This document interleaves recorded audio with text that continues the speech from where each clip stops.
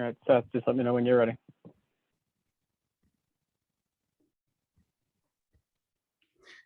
Mr. Long, you're good whenever you are ready.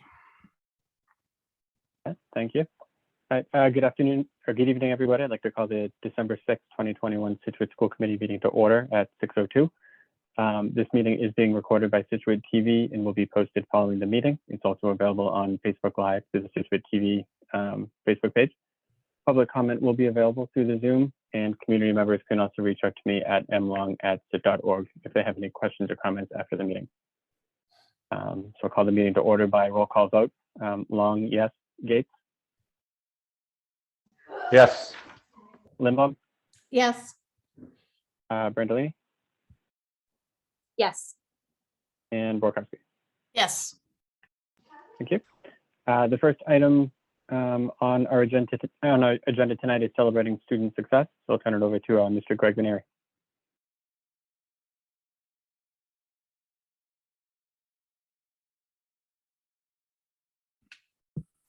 Hi, everybody. Can you hear me okay? Yes. Step one, success. Now, give me 1 second while I share my screen.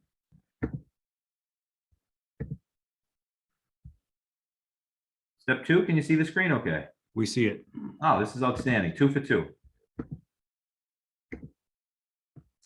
I'd like to thank you all for the opportunity to share out a very exciting celebration of learning tonight. When I read last week's Thursday Thoughts, I saw the spirit of collaboration that ran through the Thursday Thoughts, and it lent itself perfectly to tonight's share out. Actually, I met with Superintendent Burkhead this morning and said, "Hey, I didn't see the partnership on the list of SEF grants that I'm going to share out tonight," and I realized why. It's because the actual author of the grant was the South Shore Arts Center. So they were the chief architects of this grant and partnered with SPS. So in the spirit of partnerships, we've got a couple of partnerships. Shout out to SEF for funding this. Shout out to South Shore Arts Center for the creativity as well.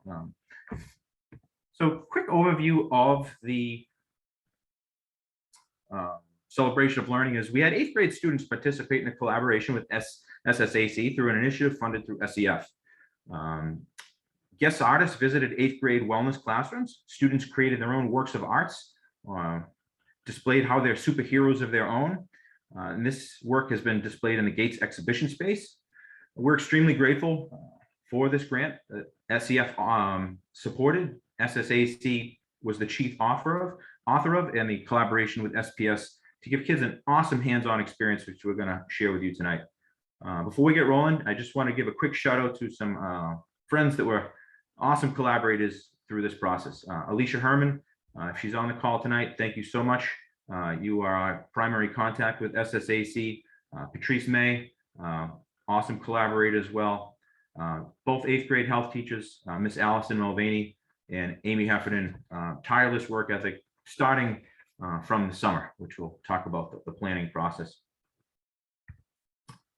Just a little bit of framing. This project fit perfectly in with the home away from home theme, the collaboration and personalization pillar championed this year. We started by connecting the initiative to frameworks within the comprehensive health frameworks.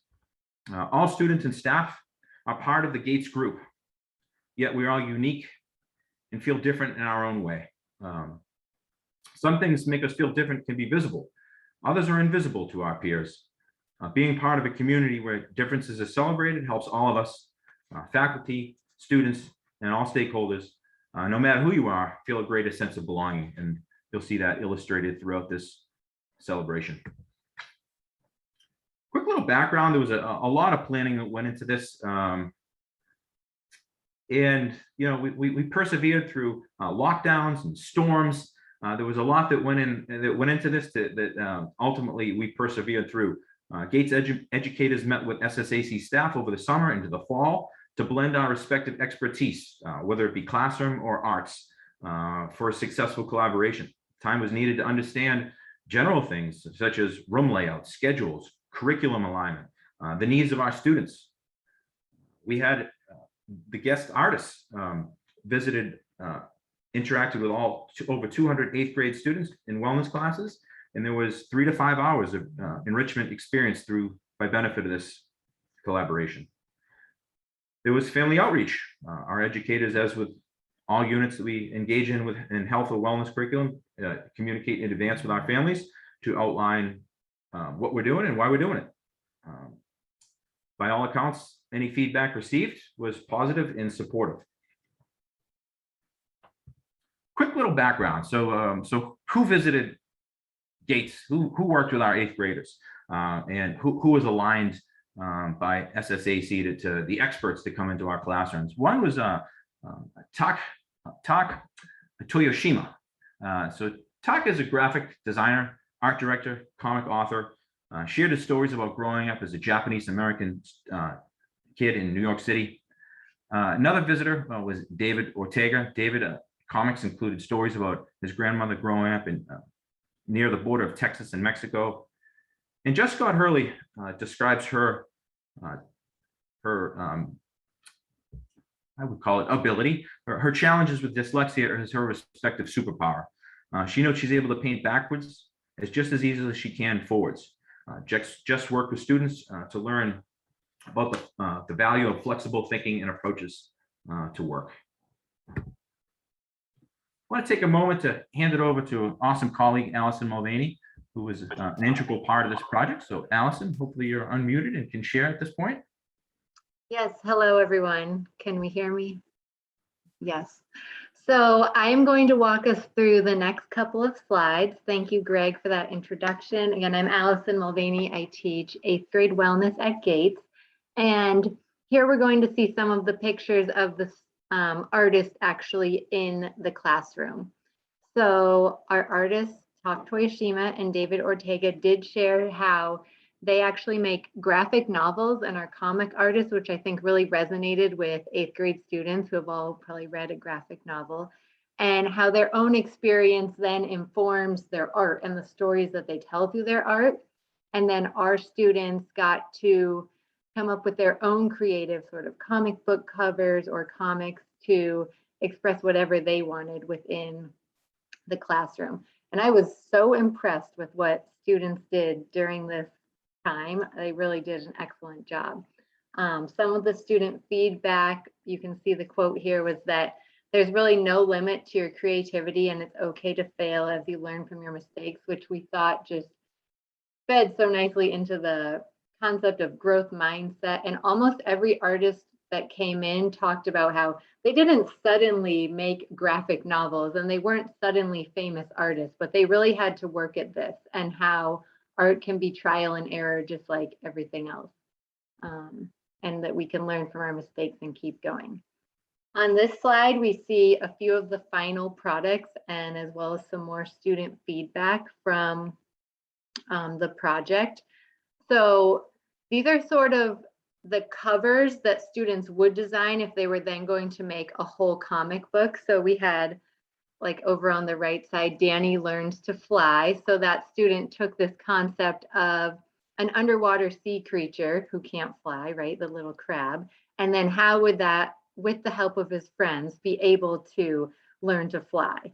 And then we had Bubble Girl, who's someone who was very isolated. And then at the end of the story, the bubble would have popped and they again could socialize. Mystique had like superpowers of telepathy and telekinesis. So it was really an interesting way for students to express their own views and then turn them into art. And we had really good feedback. Most students wanted more time. Go ahead. So then we had Jess Scott, who is local to Scituate, I believe, come in and work with students as well. Jess is able to paint, like that picture of a wave is actually a painting. They look like photos. They're so incredible.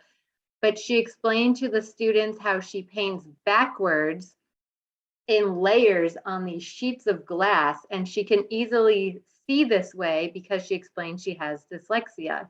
And then students got to also paint in layers, which you'll see. We can go to the next slide. So students were given these thin layers of, think like old school projector paper, kind of like thin plastic acetate, that they could come up with some different layers, like a foreground and a background, and put them together. And the idea was they could then turn the trees upside down, or the sun didn't have to be in the background, it could be in the foreground. And because they were 3 separate layers, they could actually move things around and see the different perspectives, just like maybe someone who has a learning difference or dyslexia might see something in different ways. So I tried to take these pictures to show how the 3 then could come together. Here you see some more finished art, but the students, again, I was blown away in the classroom that every single student was, I don't think most, I mean, I don't know, I wouldn't define myself as an artist, but every student in the room made this incredible art, which was really neat to see. Some more reflections where even if it's challenging, you can still do what you want in life, they were kind of talking about. So after hearing Jess's presentation, again, she explained how it took like 2 years to figure out how to do this backwards painting with the waves. Again, that growth mindset that if we keep working at it, we can overcome whatever. And then we have one more. And so here's a couple more pictures of finished student artwork and some other quotes. I did have students in my class, some shared that it was cool to have someone who also has dyslexia. So they themselves related to that. And while Jess was in the room, shared that with her. I think it was great that we got student feedback where they were able to put it together, that it was good to see how different people's minds work and how it's interesting to see how someone could view something differently, because at the end of the day, again, all the students were assigned a similar task and came up with such different things, which I think just speaks to, we all are going to view stuff with a different lens. We all have differences and we can celebrate that, which is really cool. And this whole project was just worked out really well. And again, I would echo Greg's sentiments that we're really thankful to the collaboration with the Art Center and with SCF to make this happen. And a bunch of this art is now hanging in Gates School, which is great as well.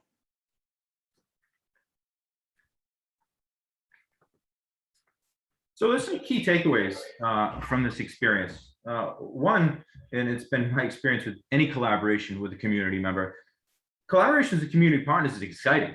It involves, for all involved, it supports optimal levels of investment by everyone, as well as shared learning from each other. Our observation, as well as feedback from our students. And one of the things I love about some of the processes we have in our middle school health and wellness program is that after every unit, there's continual feedback from students to see what resonated with them and opportunities for us to evolve as educators and to better meet students' needs.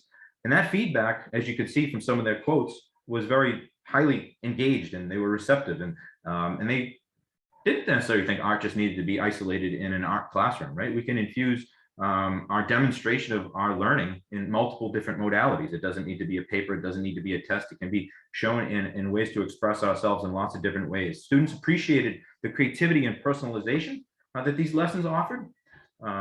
Educators, it was energizing to see Amy and Allison explore different modalities in order to deliver curriculum with experts. In a sense, it was embedded professional development that will broaden our respective repertoire going forward. Key takeaway, again, this is, in summary, in closing, a middle school is a time when students often feel different. Being in a place where difference is celebrated helps all of us, all students, no matter who we are, who they are, feel valued and that they belong. And that's really what the culture we're trying to create in Scituate is, where it could be a background difference, it could be a learning disability difference, it could be anything, right? We all have our own perceived differences, whether they are visible or invisible. And when you create a culture where differences is celebrated and through different means, everybody feels a greater sense of belonging to that community. And it was, Alicia, if you're on the call, and Patrice, if you're on the call, thank you. We look forward to carrying this on in the future as well. So I appreciate it.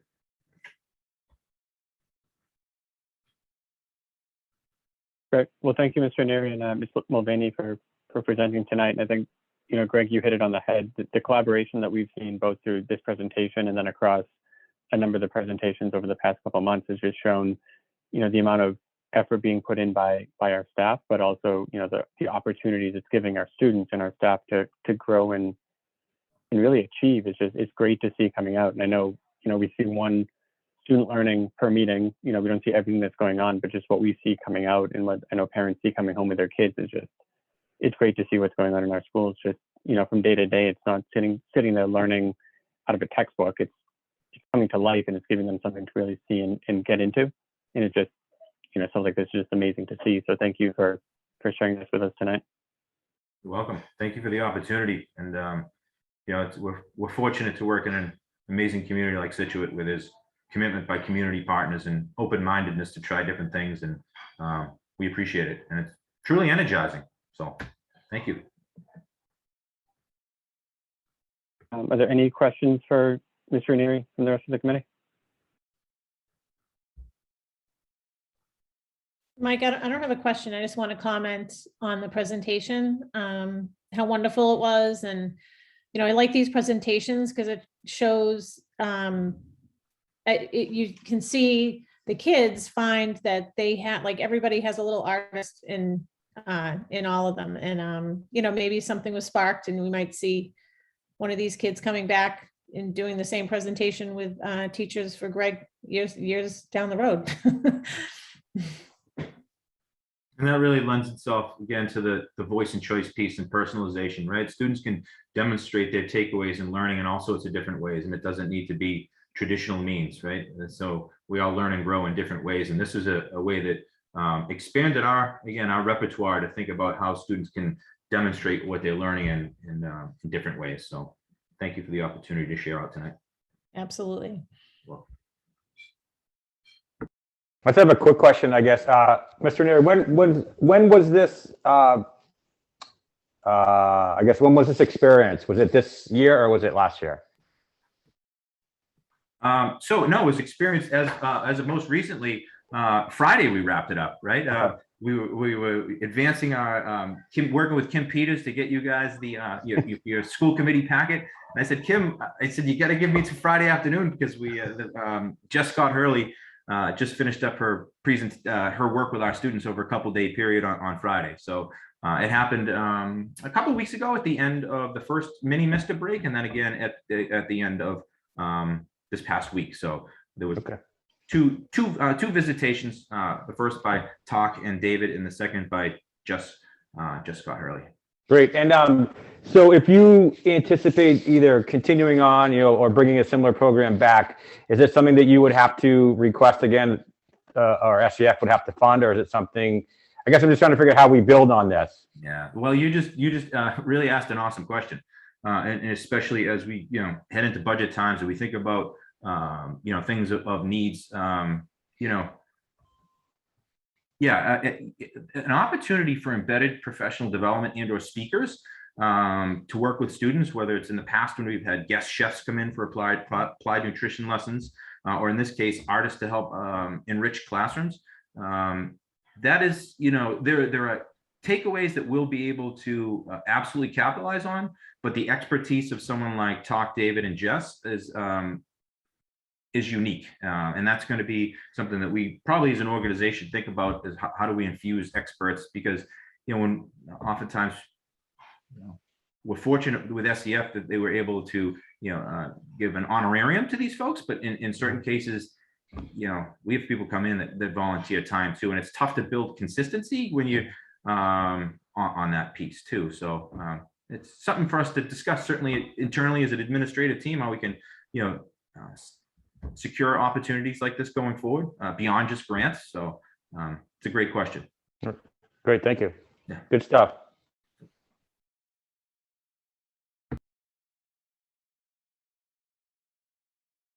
Well, thank you both for presenting tonight. So next on the agenda is the student advisory report from Ms. Reese and Mr. Kinsley. Hi, I think it's just me tonight, and that's okay.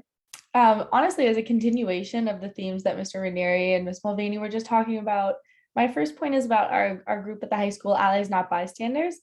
We've been doing our facilitations that run, I'm not sure if you guys have been briefed about in the past, but they're essentially 2.5-hour facilitations that all ninth graders go through about anti-defamation themes, anti-bias. It has an emphasis on mental health and accessing support and understanding the difference between how to be an ally versus a bystander versus a perpetrator in situations in the high school. And that is a club that I am so enthusiastic to be a part of. And I absolutely love it. It's definitely one of my favorite parts of high school life. And these facilitations this year have been going exceedingly well. We manipulated some of the material this year and changed some of the themes around. And honestly, the students are really like taking it in, and that can be seen through some of the activities we've done. And it's been honestly really exciting. My second point is that there's a new student club that was started by a junior, Lucy Finkel, at the high school. It's called Future Healthcare Workers. Ms. Dwyer and Ms. Lentini are advising the club, and their first meeting is this week. And there's a lot of interest in the group. Students are charged to follow their passions, so that's going to be a great success at the school, I can already tell. Last week, the Environmental Club held a recycling drive, which went really well. There's a lot of push to find innovative ways to bring recycling back to the high school from students. Before Thanksgiving, Stucco held a rally, which was really it's so much fun. It was great. It was especially great after last year and not being able to do it. We had like a little pie in the face moment for some of the teachers, and they raised a few $100s for the food pantry. So it went excellent, and it was really fun to be a part of. We also took a senior class photo as seniors that same day.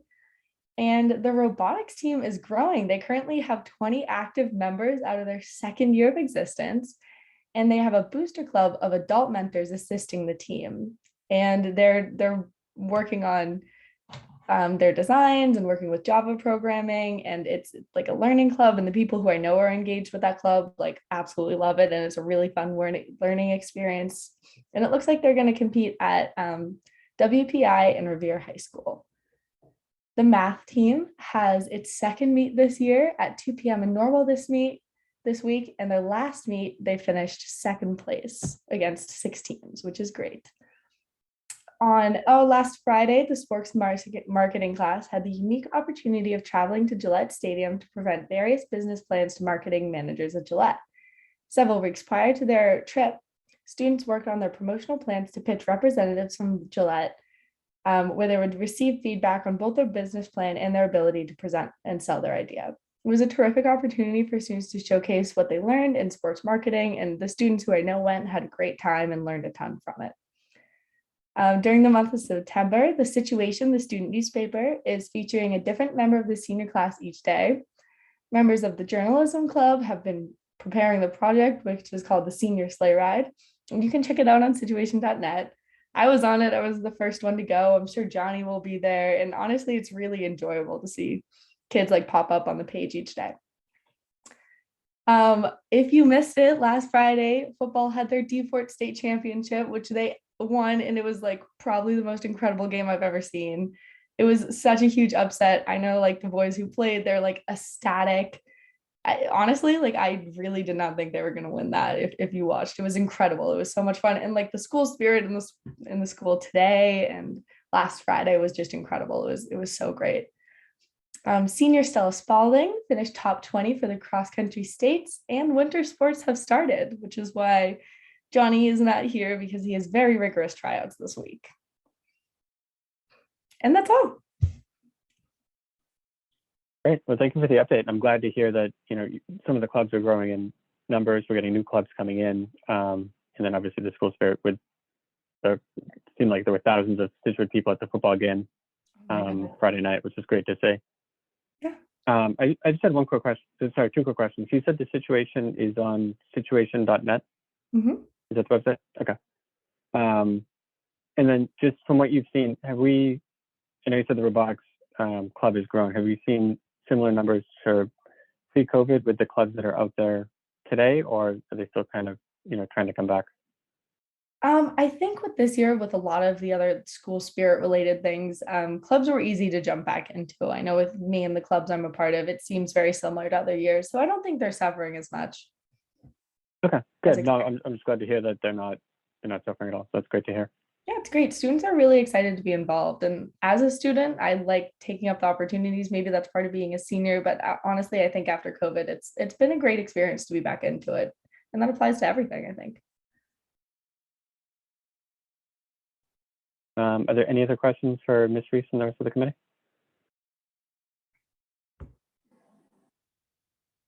No questions. I just wanted to say that I think it's your report out on the allies not bystanders, and I love how that you guys are always constantly working on things and just making it right for what's needed at the high school in the moment. So I think that's really awesome, and I'm glad that everything's kind of headed in a good direction and kind of positive. It's great. Thank you. Honestly, it has been really excellent. It's difficult being in the club because sometimes like when you're wanting to change the curriculum and change the materials, not knowing like as a student and as someone who's, not like a professional in the area, like how to change materials so that it would like impact the students. And so something to understand, like obviously I'm 18 years old and I don't have like a teaching degree. So it was interesting trying to find a way to like bring all of this new content to students, which was stuff we really cared about. And we just did it. We did it as a group. The whole club collaborated on it. We have like 50 kids involved, and it ended up working. And what I've seen from the activities and their understanding of the concept we've talked about and how we iterate that material, it's been really successful. And that's been such a great ego boost as a club member.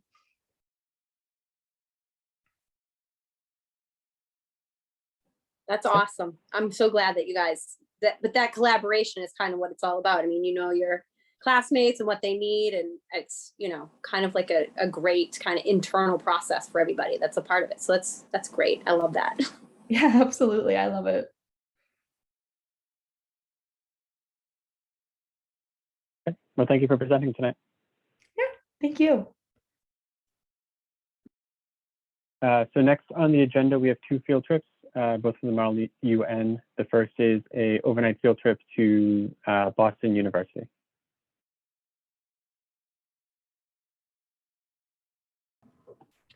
We have advisors, Heather Willinger and Mike Matisoff here, who can speak to the trip. Okay, I think you can hear. Can you hear me now? Yep. Okay, perfect. So I'm Heather Willinger, and I am one of the two advisors for the Model United Nations Club. Mike Matisoff is also here with me. We're both history teachers at the high school. It's surreal to be back here again, because the last time we were planning for a trip was in March of 2020. And we shut it down like days before we were about to go. So it's exciting for us to be back and to be presenting about Model United Nations. We have some new faces. So just really quickly, I wanted to give a quick background. We've been doing Model United Nations at Scituate High School since 2003. I've been involved since I think about 2005.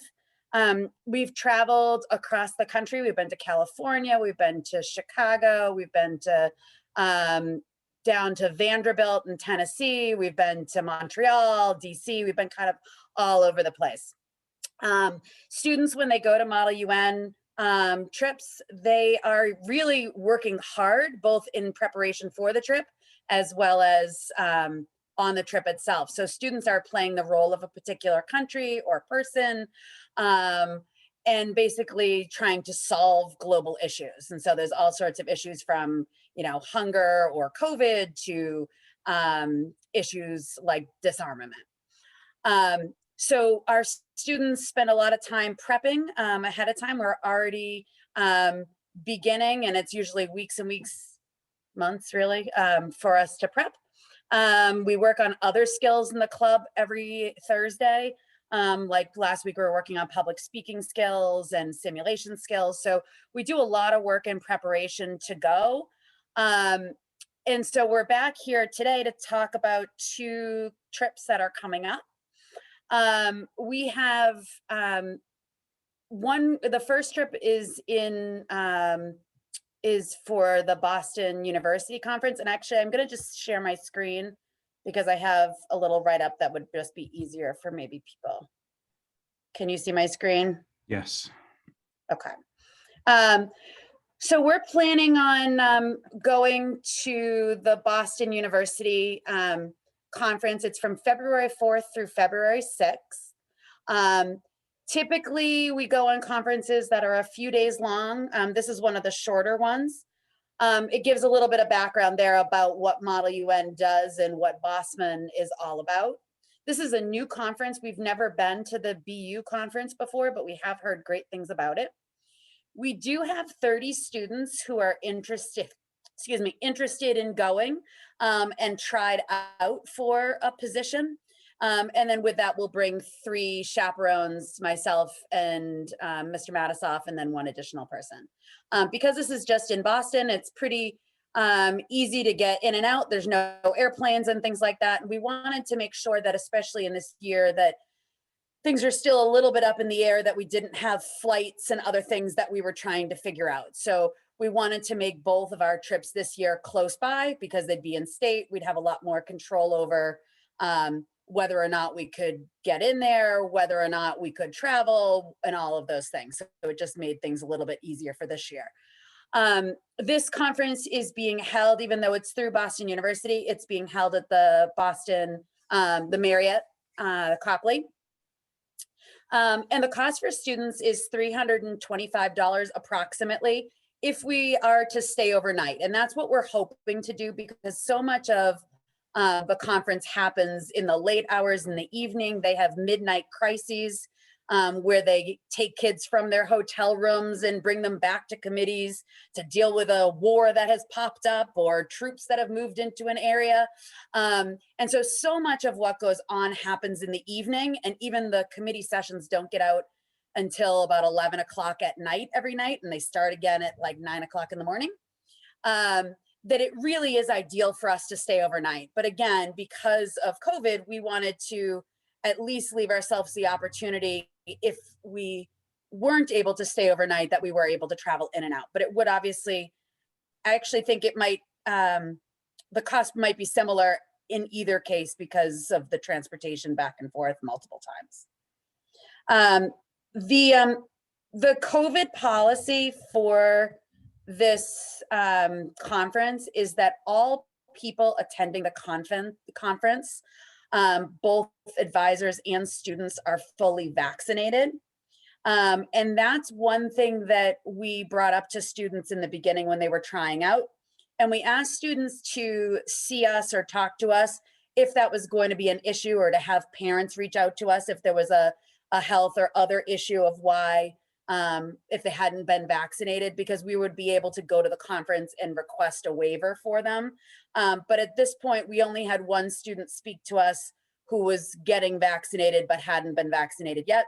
And so it appears to me at this point that everyone that we will be taking will be vaccinated, from the feedback I have from students. So I'd love to answer questions if you have any about this conference, or I'm happy to present on the second one, which is very similar.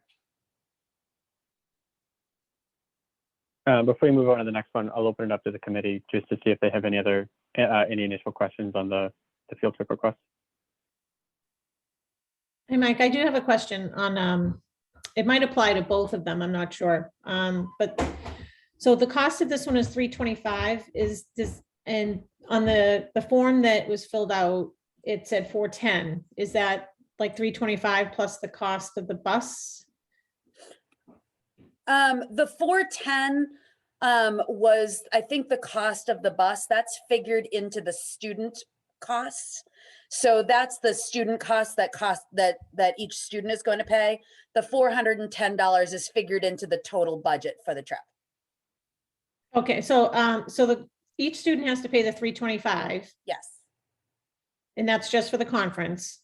That's for that's for the transportation, the fees for the conference itself, advisor fees, and then the hotel accommodations for 2 nights. So the only thing it doesn't include for students is food and incidentals. Okay, so the entire cost for the students is $325. Right. Okay, so that's better than the $410. Yeah, so the and to be honest, we've done fundraisers in the past. We've done also some of the conferences. The other conference offers financial aid for students. This one didn't appear to offer direct financial aid, but but students are instructed to talk to us because we don't want that to be a factor of why. Most often, it's mainly just moving deadlines and due dates rather than waiving fees or overnights and things like that. Okay. But we've done that in the past too. Okay, and has the conference given you like a, on their side, like a refund policy if anything happens related to COVID? That's a great question, and I'd have to look again at their particular website. I know that because it's in state, I think everything should be relatively easy. I don't know, and this is what I would need to figure out about the delegate fees. That was about $100 per student. So I believe that if we were to cancel within a certain period of time, we would get a portion of that back. But I don't know what that percentage is, because a lot of, they also have to pay for their hotel rooms and other things that they're doing in preparation. So we might be on the hook for a little bit of the cost, but in terms of the hotel, we'll be able to cancel the transportation, we'd obviously be able to cancel as well. I was just curious, like if it was their decision to cancel, you know, I would expect a full refund. I would imagine, so, and that's what happened 2 years ago when we were going, was that when they did cancel, they just refunded us all of it. Okay. Thank you. You're welcome. And I just had two quick questions, and I think it's going to go with both field trips. So for this one, there's 30 students that are going. Is that every student that did every student that at least applied to go to one of the model UNs able to go, or did we have like a wait list of kids that couldn't necessarily, you know, make it based on the sizes? So we typically do a tryout for students where they prep ahead of time and they do a mock simulation. They submit position papers. So they have to jump through a few hoops to actually be able to participate. We're down a little bit in terms of numbers. You know, sometimes we've had upwards of 45 or 50 kids try out. But for us this year, we had about 30 right now. So we didn't have to have a wait list or anything like that for the Bosman trip. The Eagle Monk trip, we haven't done a tryout for yet, but that will be sometime in the winter. Okay, thank you. But we have brought more students. Sorry, Mr. Long. We have brought more students in the past. There's been times where we've traveled with 45 plus students, and it makes it incredibly difficult. And we found that we're just much more successful keeping the numbers low, because students are more dedicated. They know that they've sort of like earned a spot and that we don't have people kind of hanging on. So even though it increases the competitiveness a little bit, it does kind of make sure that all kids are really invested in what they're doing. Okay, and that makes sense. I remember in the past that, you know, there were cuts that had to be made, or we went to a certain number and some kids couldn't make one or two or one of the other UN trips. That's why I was asking. We do try to keep in mind in past years when we have had kids that didn't make one trip, that we've tried to make sure that they were able to attend the other trip or other one-day conferences and things like that as well. But we do have a nice mix of freshmen, sophomore, juniors, and seniors this year. Some seniors that are brand new, and then freshmen that are brand new. So it's a nice mix. Okay, great. And then do you know how many other school districts are attending? Is it normal size for a model UN, or is it smaller than in the past? I believe it's a normal size. We've never been to the Boston University one, but I believe it's about 1,500 students that will attend. Okay, and they'll be great. coming from across the country. It's not just Massachusetts schools that will be there. Okay, thank you. Do you want me to go on to the second one? Yeah, why don't you go on to the second one, then we can vote on both. And it's fairly similar. It's from April 1st, April 3rd. It's through Boston College. We've attended this conference a few times, and this was actually the conference that we lost out on in March of 2020. It's one that students really enjoy. We plan to take, again, 30 students and 3 chaperones. This time it's at the Westin Copley, not the Marriott Copley, but similar area. Students, the cost for that is very similar, $325 for 3 days and 2 nights. In this case, students have been able to get financial assistance through the conference if they apply, and it's a need-based financial aid. So that's an opportunity that some students have taken advantage of in the past. And for this one, it's not clear, they weren't clear yet on their website about whether or not people needed to be vaccinated or not vaccinated. I don't think that they've released that information yet because it's later on in the springtime. And I'm happy to answer questions. That is pretty much the same. So are there any questions on the Boston College field trip from the rest of the committee? Well, I guess I have a quick question. Obviously, Ms. Willinger, as you stated, usually you'll go to probably one local one and one out of state, but with COVID, just makes it easier. Do you think that you'll get the same 30 students to attend the BU and the BC one, or are you going to try to make it different? The only reason I ask is that I don't know if students will say I already went to one in Boston, I want to go to another one. I'm just curious about the potential numbers and mix of kids. Yeah, and that's interesting. I think on one hand, students are really excited to be back and doing Model UN. Last year, we did do a virtual conference, and we had a lot of students even participate in that, but it wasn't quite the same as being able to sort of engage in a conference. And we actually hosted 2 virtual conferences ourselves as well.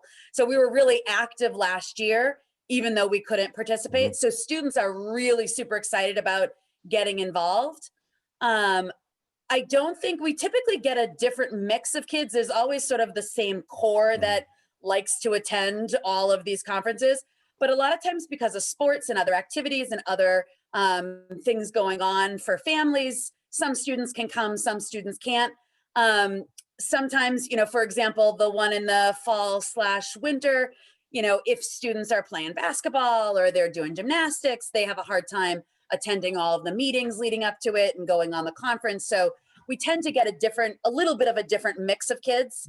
And then I also think by the end of the year, freshmen, even though we do have a lot of freshmen, you sort of start to see some freshmen and even some more sophomores kind of come out of their shell and be willing to put themselves out there. Where at the beginning of the year, that might have been a little bit harder for some of them. So we do get a mix in the second trip, but definitely still have that core that loves Model UN. Okay, good. And then next question is, it's not really specific to these conferences, but how do you and your team get the word out on what the Model UN is to get kids interested? And how do they know if it's something that they might like? We participated. There was the activities fair at the beginning of the year. We were also at homecoming, kind of talking it up there. But generally speaking, we have posters posted around the school with a QR code so that students can join our Google Classroom page. And on our Google Classroom page, we're constantly updating with what's going on. So on our Google Classroom page, I think we have upwards of 65 or 70 kids who are on it, who are interested, but didn't necessarily try out for this conference, but are kind of waiting to see what other opportunities come up. And so we put things out on those on Google Classroom, and then also a lot of it comes through the history department. So since Mike and I are both history teachers, we talk about in our classes, we encourage our colleagues to also share things on their Google Classrooms for their classes. So we kind of talk it up in that way. And then I think, honestly, the club sometimes, I won't say speaks for itself, but there's a tradition of people really enjoying it. And so it's we have, you know, generations upon generations of kids whose family members who have participated, some of whom are like getting married now. And we've now, you know, got the youngest brother. So it sort of carries down and the word spreads that way as well. Okay, great. I'll jump in here too. Can anyone hear me? Yes. Yes. Okay, great. We had planned earlier this year, we had planned a virtual conference in Boston for all new members.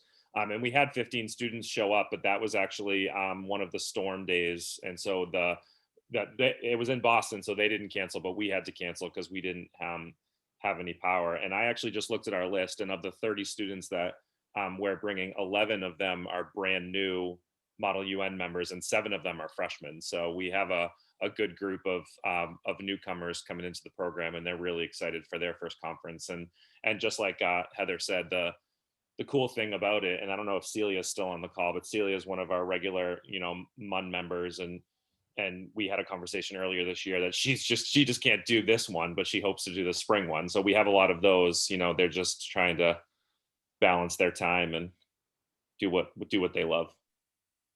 Great, thank you.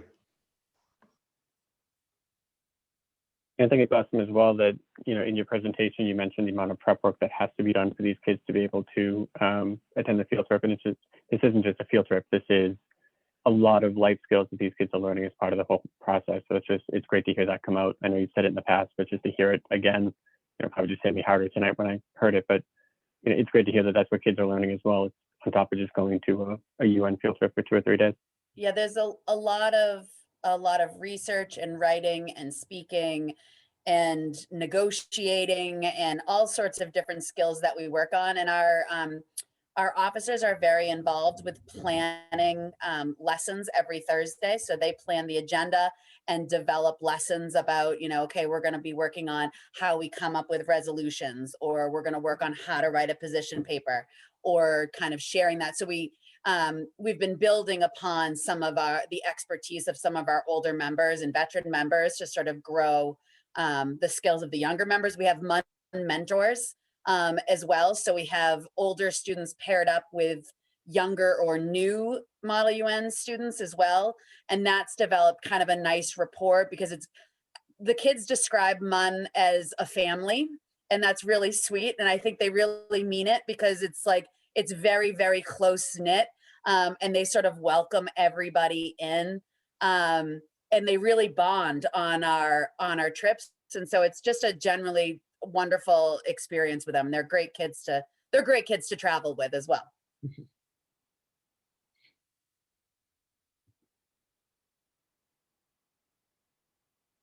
So if there's no other questions from the committee, what I'll do first is I will entertain a motion on the field trip to Boston University.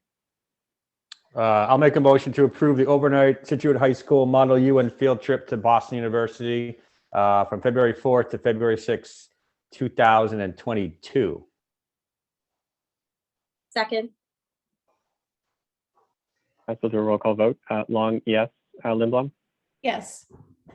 Brandolini, Yes. Gates, Yes. and Borkowski. Yes. Thank you. And now I will entertain a motion on the Boston College Model UN field trip. I'll make a motion to approve the overnight Scituate High School Model UN field trip to Boston College from April 1st to April 3rd, 2022. Second. The roll call vote again. Borkowski, Yes. Gates, Yes. Brandolini, Yes. Lindblom, Yes. and Long, yes. All right. Thank Well, you thank very you both much. for coming tonight and presenting. Appreciate it. Thank you. So next on the agenda are the leadership reports. So I'll turn it over first to Superintendent Burkhead. Thank you, Chairman Long, and good evening, everyone. Can you hear me okay? Yes. Thank you. So I know this was brought up by Celia in her amazing and comprehensive report regarding the high school happenings this week, but I first want to give a Celia shout out to a community, if you will, around the Friday night culmination of a very hardworking and dedicated group of kids and coaches and families that went into Gillette Stadium and won the Super Bowl. I might disagree with Celia and say we weren't the underdogs. I had full confidence that we were going to win that game, and I think going for 2 at the end, for anybody that knows anything about football, it's a gutsy call by our coach, and one that paid off and shows full confidence in his team. But being on the sideline of the game and having the privilege to represent Scituate, just looking over my shoulder at the turnout in the crowd for starters, dwarfed any other teams. I watched all the games on cable throughout the week and live streamed, and our crowd it had to be the biggest. And it just tells a lot about a community that supports their team. So I want to thank everyone that was able to make it. And for those that couldn't, I know a lot of watched it at home, so that was great.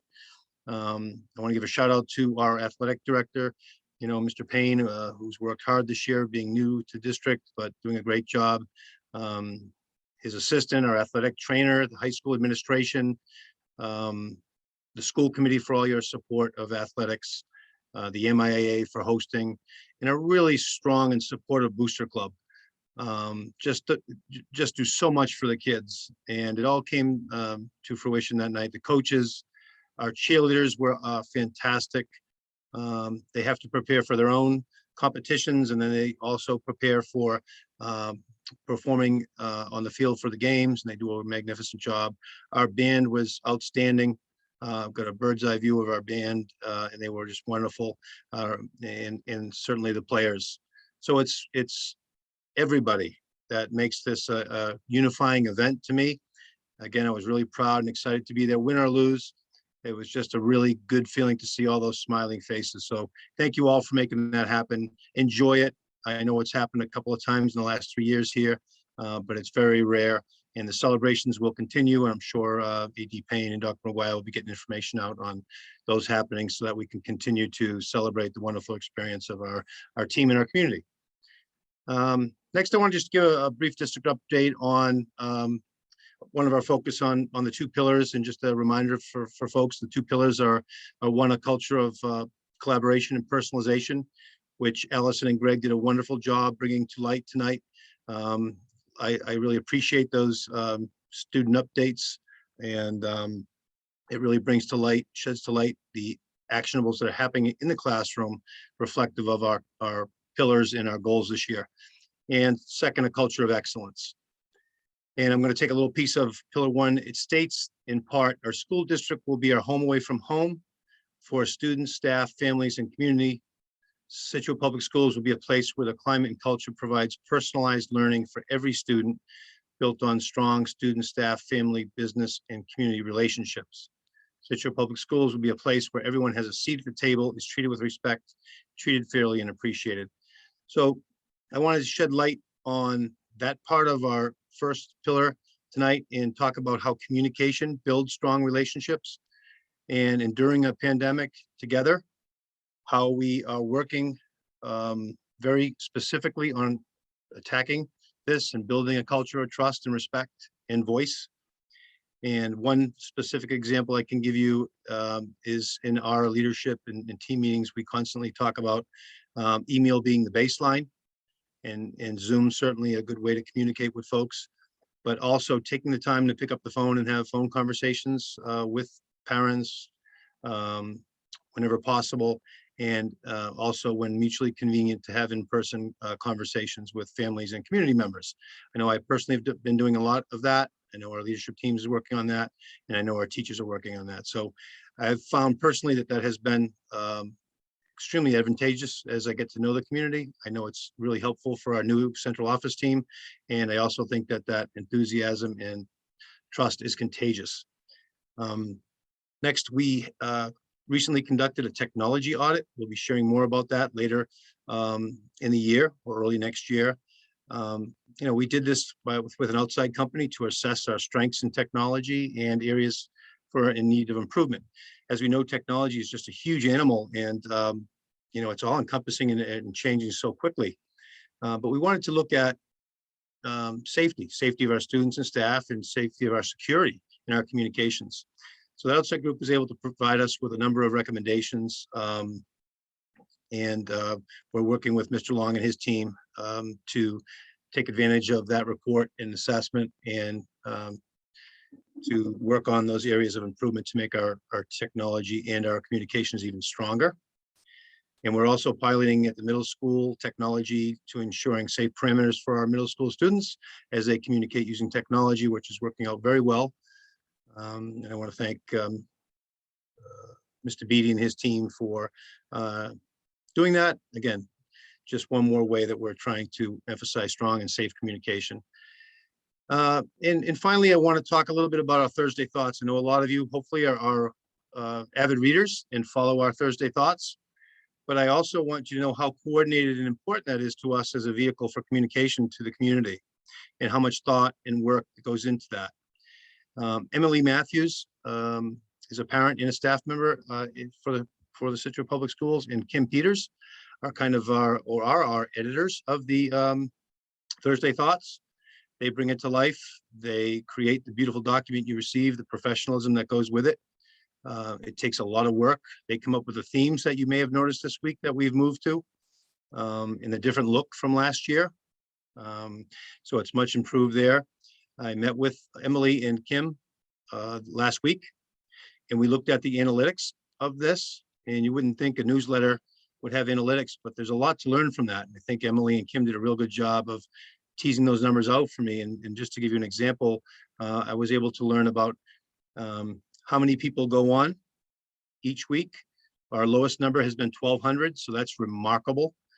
Also, what time they go on, what devices they may use, how long they stay on, how many links they're hitting, and what links they're hitting on the Thursday Thoughts. So we dug deep into all of that to adjust and improve the newsletter. So that's one example that is important to us. That's a district-wide initiative that's very specific on communicating out conveniently to folks so that they know what's happening in our district. And you'll see more of those themes. You'll see we may be moving to a bi-weekly subscription so that we can focus on more in-depth work. We're going to work on getting more faces of the community in there, of our students and our staff and administrators and community members, and begin to tell their stories. So stay tuned for that. So those are some things we're doing for communication. I'll be looking forward to my next Seaside Chat, which will be taking place in January, which will be more of an open forum and a sort of listening tour, where I'll just be available to meet with parents in person to just listen, talk, answer questions, and learn. So really looking forward to that. So stay tuned for that. After the winter recess, I'll be sending out the dates and locations and specifics of the next Seaside Chat, and there'll probably be 2 more after that as well. And I know our principals are also, some of our principals are also started that, doing some caregiver coffees and meetings with, personal meetings with parents and community members. So I really think that's a good way for us to get to listen and hear the voices and to include all in our decision-making and conversations. And finally, we are also considering a mid-year survey to our students, staff, community, and families to check in. Just maybe a few quick questions on what we're doing well and what we may need to improve on. I think it's common for a lot of districts to do this at the end of the year. I also think that waiting to the end of the year may be too late, especially during a pandemic. So stay tuned for that. We'll be working on that to get that out and using that data and then sharing it publicly for sure, and gleaming what we learned from it, and providing voice and feedback again, as promised in our 2 pillars. So those are some of the things we're specifically working on and doing. There's a lot more at the school level, but that's some district-wide things that we're focusing on. Very targeted communications to improve our district and to listen and learn from our constituents. So that's all I had tonight. So thank you. Great. Thank you, Superintendent Burkhead. I'll open it up to the rest of the committee if they have any questions or comments.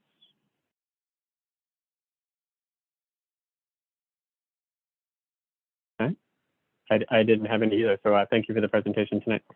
Thank you. So next on the agenda is a leadership report from the Assistant Superintendent. I'll turn it over to Ms. Driscoll. Hi, thank you so much. So what I want to share with you today is an update on our Scituate Engagement Academies. And I think you remember Principal Rebecca Long sharing that she chairs that committee and organized and collected ideas for these academies to run. We also put out a survey for parents to talk about what they would like to see in this programming. So I want to read to you some of the titles of things that are running right now. And I also want to let parents know they should stay tuned, because in January, there will be signups for the next round of the Scituate Engagement Academy, which will run from January 24th to March 7th through those weeks. For staff members who are interested in running sessions after school, that posting should be coming out by the end of this week, if not next week. And here are some of the things we're running for our students after school right now. We have a robotics academy, middle school robotics academy, which, so a lot of these things are to not only inspire and engage, but it's to make connections to those transferable skills to academics. So I think you can just hear from the titles, the great work that our teachers are doing to help kids make those connections so that they want to be successful in school. We have a math lab, we have a Hispanic culture and tradition class. We have a design, plan, and create, which is a laser cutter exploration program. We have strategies and board games. We have healthy friendship gardeners, where they grow friendships and garden. Music makers. We have a Hogwarts book club that I would personally like to join, but I'm on that grade level. Authors at Work, creative writing club, Positive Pals, Marvelous Machines, making work easier, group games, book club with a Lego twist, and creating mathematicians. So we're looking for, or we're looking forward to another round of Scituate Engagement Academy offerings, and these are totally free. There's no charge, and this is the first time we've run it. We're hoping that each rendition we get feedback and expand, and that's what I wanted to share with all of you today. Great. I think the variety of what you just went through is it's amazing to see the amount of, different things that people want to see as part of these classes, and then being able to do it and, offer it, it's great to hear. Well, and I'd like to emphasize, these were all teacher proposals. They lined up literally with what parents wanted to see: the STEM focus, the robotics, the social emotional connections. So our teachers really do know what our students need, and they made those proposals, and I do think we'll have more as the year goes on. I want to give a shout out to, I'm not sure which group of science teachers are doing this, but I know that there will be, there is a group looking to participate in our regional science fair, which will be a Scituate Engagement Academy offering. So thank you to those people who are spearheading that for the future. And the only question I had, are we looking at a minimum number of students that would have to sign up for one of these academies in order to run it? Or is it going to be one of those things where if we have one student that wants to do it, then we will, run the academy because there's at least one person who has interest? I think we would have to decide that in the moment. Right now, we ran every single one of them, regardless of the number. We don't have any with just one student in it. So I think we would make that determination based on in the moment, essentially, to see what it costs, who's interested. And each principal also definitely recruits. So that's been good too. Okay, that's great to see that there's a lot of a number of kids who are interested in each of these academies. Are there any questions from the rest of the committee? Yeah, Mike, I just had one question, Heidi. Are most of these academies, are they elementary grade level with a couple middle school, or kind of how does that break down? We have 3 middle school and the rest are elementary right now. Okay, thank you. Mm-hmm. I had a question. First, thank you for these academies. Our family is benefiting from them, so we're really enjoying them. I was curious, given the newness of this program, what are you thinking about in terms of, feedback and how to sort of continue to make these better and strengthen them? And so just wondering what kind of data you might be collecting just to sort of track the progress and the excitement and changes that might happen in the future. So right now, participation is the first thing, and we're really focusing on broadening the availability of options first and foremost. So right now, let's say we ran the Robotics Academy for grade 6, all of the sessions, we would be able to compare that in a reasonable way. I think if we're running different academies every single time, I'm not sure how we would break that down or look at that yet. I think my personal focus is that the number of students to connect is the first place, because we've never had this before. And parents have given us feedback about making sure we share the dates early enough because they want to make sure they can sign up. I think parents would like a consistent programming in the future, which I think once we get the kinks out this year, that is something that maybe long-term we could say. So right now we're looking for the number of participants. We're not doing anything like pre-testing or post-testing. It's really just to help kids love school right now. I'm curious about which sessions your kids are into. I'd like to just, give a shout out to the teachers that have stepped up to do these academies, because they already do so much work, and to volunteer to, take something else on after school just shows the dedication. So I want to thank them.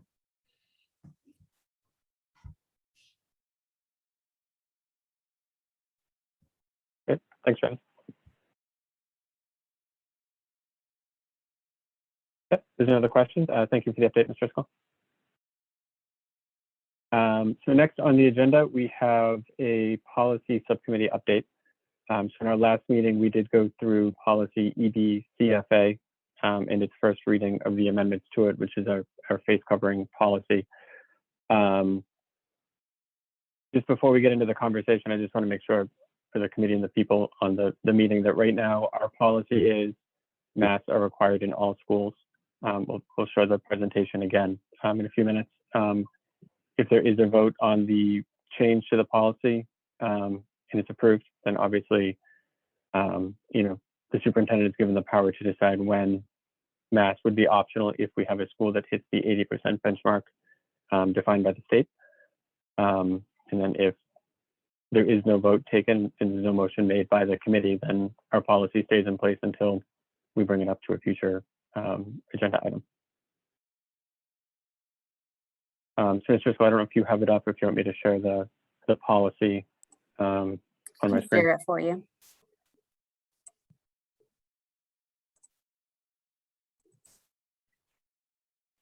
Can you see that okay?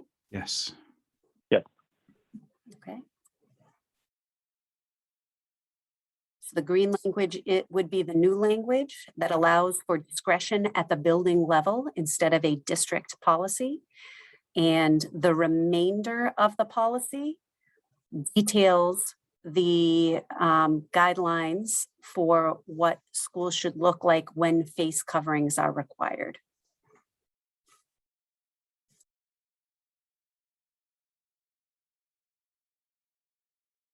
What I'll do is I'll just open it up to the rest of the committee for any questions or comments that they have on this policy.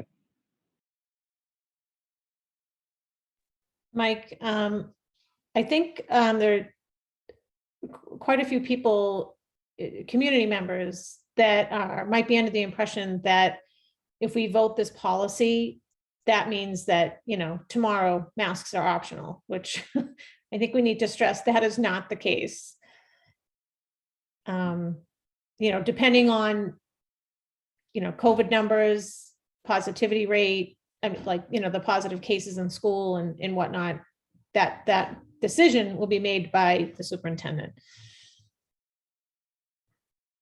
Yep, I think that's a great point to make, Janice. So, right now the policy is very concrete, and anyone in one of our school buildings is required to wear a mask. Mm-hmm. If we do change this policy, you're right, this doesn't mean that effective tomorrow, the high school is a mask optional school.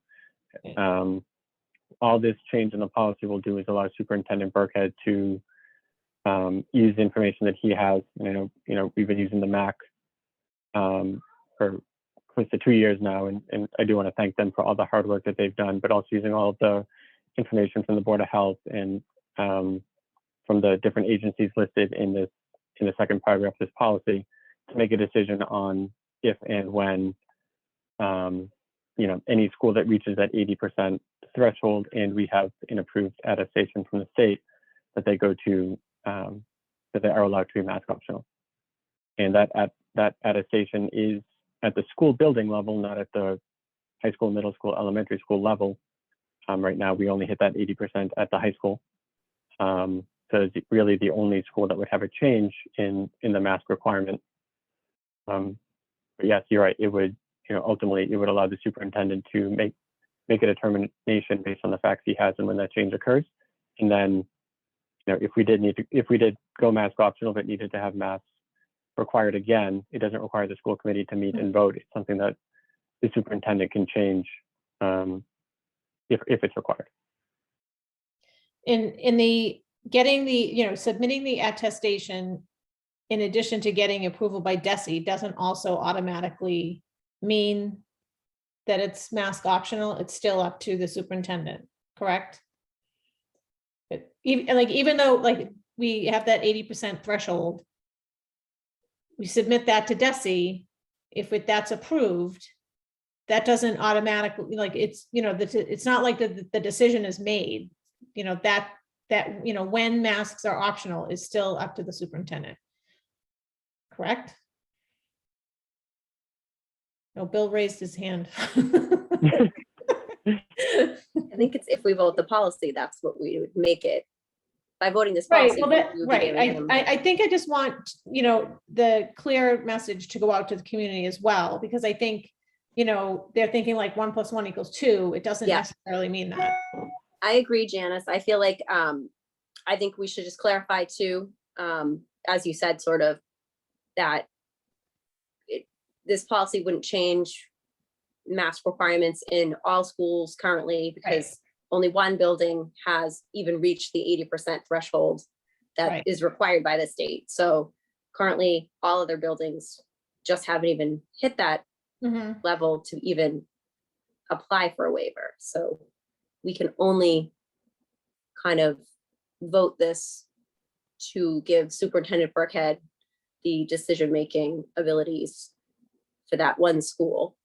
But I mean, I personally, I think what I like about this policy is that Superintendent Burkhead and his team are working every day with principals, working with the mask team, communicating with the state, and he has that pulse that school committees, not just ours, we just don't have. So, I mean, we're not in the buildings as it should be, they're running, he is running the district. So it makes sense to me that he would have the best, decision-making, absolutely. standpoint for sure. So I agree with you, Janice. But I just, I mean that, and I know a lot of people have been asking about that, they DESE. So I think some people might think, well, if we get it, then we should automatically make masks optional, but there are a lot of factors that go into that decision, mainly the discussion with the MAC team and DPH, that, CDC information. Agreed. Yeah. So I would love to jump in here, and I guess Superintendent Burkhead, this is sort of for you, in the interest of transparency. If we vote yes tonight, and we know that the high school has met that threshold, I mean, right now, what are your plans in terms of, moving to a mask optional in the high school, if you can share that with us?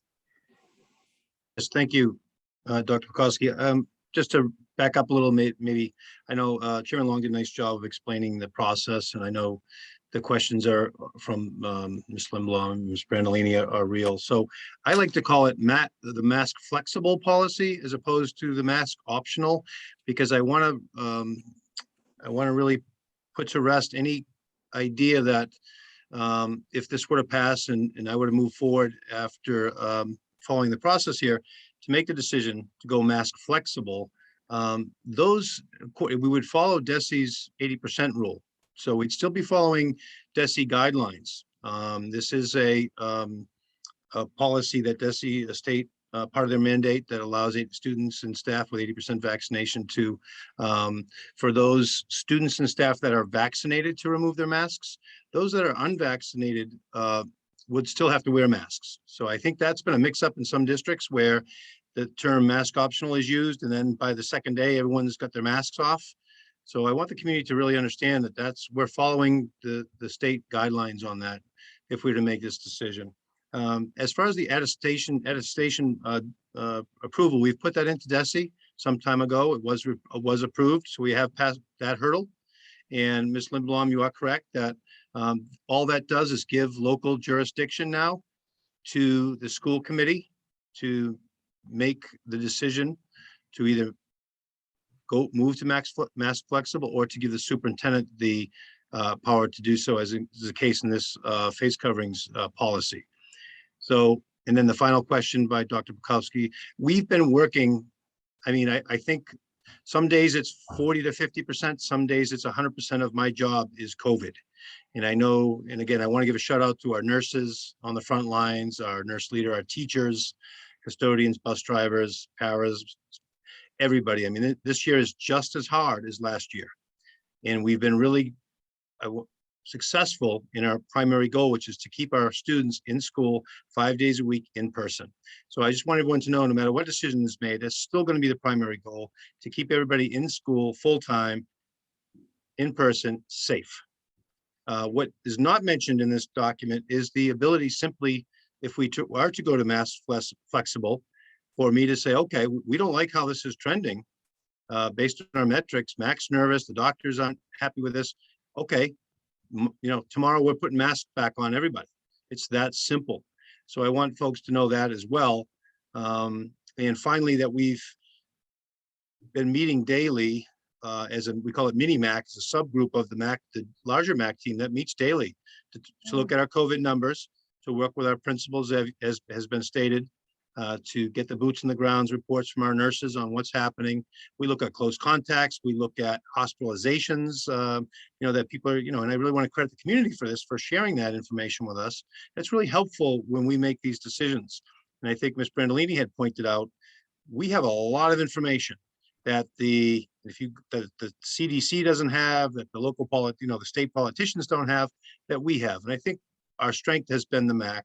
It's been because the MAC follows the state DESE guidelines. They look at CDC, they look at the AAP, and they take all this information. And then most importantly, I think after all of that, we look at our own individual data. And the way we see the data, and I ran this by, and I think it's a good question, in full transparency, we would start communications. We're prepared to start communications as early as tomorrow to answer all these questions that have just come up. What does this mean? And with the ability and working with the high school staff to go mask flexible by December 15th. And that would be my recommendation. I think everyone has done what we've asked them to do. I think although the numbers are rising, which we knew they would, they're the most they were this year at the high school, which was, and that's what we're talking about right now specifically. So I think we also have to tease those numbers out. That's why we've been breaking them down by school, because this is only right now applies to the high school. So if you look at our total cases, which were 39, I believe last week, we're looking at the 9 at the high school, and they're with staff included in that number. There's about 1,000, 1,100 people walking around that building. So 9 people is a real small percentage. And the number we look at is transmission in school, and we've had zero evidence that there's been any transmission within the school building. So with all those things considered, I ran this by MAC, have their blessing, should you vote this tonight, that we would move forward with a mask flexible policy. And I think the date we were looking at was the 15th, because it would take us a week to get the information updated and make sure we had accuracy in that, give parents their opportunity to work with our school, the high school, to make sure that, if they wanted their data updated on vaccinations or not, because that's important. Dr. McGuire and her team are already fully prepared to meet with their staff to answer questions, concerns, address things, meet with their students by class, which I thought was a real terrific idea on a smaller, more intimate scale, to answer questions, address concerns. We want to take our time and do this right. And finally, with that December 15th date, if we were to move forward with that, It gives us, I believe, 8 school days, which is a small window of time for us to kind of pilot this and see how it goes, look at our numbers, and have the break to, talk about it, learn, fix things. I think we've learned a lot, and I think it was vital and important that, and I said this before, we don't want to be first in this race, because I think the schools that went first, I've been talking to all of them regularly, and we've learned a lot as they've learned a lot. And so we can avoid some of the pitfalls that they've encountered. They've been extremely helpful, so I appreciate all of them for sharing. I think Cohasset went today at the high school. They went to Mass Flexible. Norwell's Mass Flexible. Westboro, I believe this week, is going Mass Flexible. So we wouldn't be the only district to do this. There was also a couple schools before that. So there's probably, there's probably going to be 6 or 7 in the state that are doing this. And although the time may seem during a peak, I also wanted to share publicly that let's focus on the numbers at the high school and the information we have at the high school, because that's where this impact is, is to happen. So hopefully that answers your question. You did. Superintendent Burkett, I appreciate that explanation. I just have to ask, and this may be unpopular with my colleagues, but I'm going to ask it anyway. Why now? Why not just wait till after the winter break? I mean, we're talking about 1 week of unmasking, and we know students and teachers are going to be spending time potentially with family members in a variety of places. I just don't know. In my mind, I'm not sure it's worth it. Like the risk that could potentially be there. I understand that there are a few cases in the high school, and that's wonderful. I'm not sure what we gain by going, mask flexible for what basically 8 days, and then we break for the winter. So I just want to put that out there. And then I guess the other question I would pose to you, Superintendent Burkhead, as you mentioned, if we see the trends moving, more positive in terms of COVID, or if someone's uncomfortable, we would go back to masks. I'm curious if you and your sort of advisors have thought about, like, what's the threshold there? Like how high is high enough to go back to masks? Because I know from talking to you that this is like shooting at a moving target sometimes. So if you could also comment on that, I'd really appreciate it. Yeah, both great questions. We've talked about both of those. It'd be obviously maybe easier to wait. And I think in my initial presentation, and Mac's recommendation was mid-January for all those reasons. We knew the spike would happen. I and Mac think, in bouncing it off them, think that this 8-day window provides us some time, a couple weeks after Thanksgiving, when people have gotten together and the kids are now already sitting together at lunch without masks, that it gives us a small window to kind of see what happens versus waiting till January. I don't think there's anything wrong with waiting till mid-January. We can certainly do that. But I also don't think there's any harm in starting it 8 days before we go on vacation to kind of get us a small sample of how things go. So that was kind of the justification for that. Either would be okay, in my opinion. And the second question, I'm sorry, could you repeat that? I was just curious have you sort of gamed out or thought about, if the numbers, heaven forbid, did increase, like what's your threshold for saying, okay, we definitely need to go back to masks? I'm just wondering what the conversations have been. Right. And it's kind of the data on the ground. For example, it's not necessarily, we looked at a hardline number, like if there was 20 cases at the high school, would we shut that down? And then we kind of picked that apart and said, okay, well, it could be 4 ninth graders from the same family, and it could be 5 staff, and geez, that's not really impacting the school. We could carry on. Or you could look at another case where you might have nine cases in the same class, and that one student got it and spread it to everybody in that class. And now we've got in-school transmission, which is a different story. And at the high school level, you can't really isolate the kids as easy as you can as the elementary and middle schools. So that might be cause for concern. So if that, coupled with high rates in the town, in the school, and in-school transmission, that would be an example where we'd have to move back to masks. So we've kind of done some case study scenarios like that, but we'd have to live them to do that. And we'd always err on the side of caution. And we'd always, also I want the community to know that it wouldn't be a 1-day mask, next day off kind of thing. We're not going to get, like that. We're going to, we look at this daily, and we're going to probably look at it more intensely if we move to this, to be very careful and to ensure that we're making good decisions. And I assimilate it to last year when the committee provided me the authority to make the call from moving from hybrid to fully remote. It was similar to this. I consulted with their chairman and the committee before making the decision. We had to do it at the high school. It was very similar. We had some metrics, but they weren't black and white because COVID's not black and white.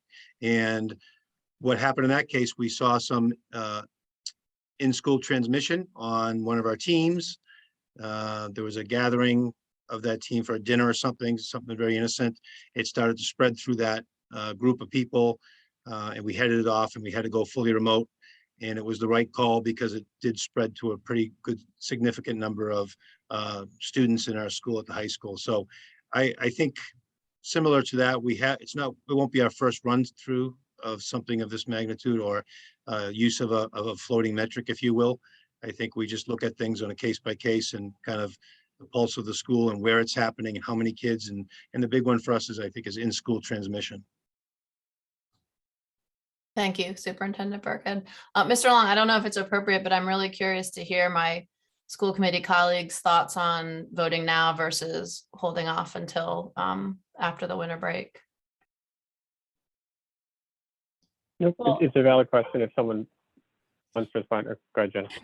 Well, I was going to follow up on Carrie's comment that she had an unpopular opinion, but I have an even less popular opinion that I think that we should keep the masks, because Bill's comment that we haven't had any in-school spread just confirms for me that the masks are working.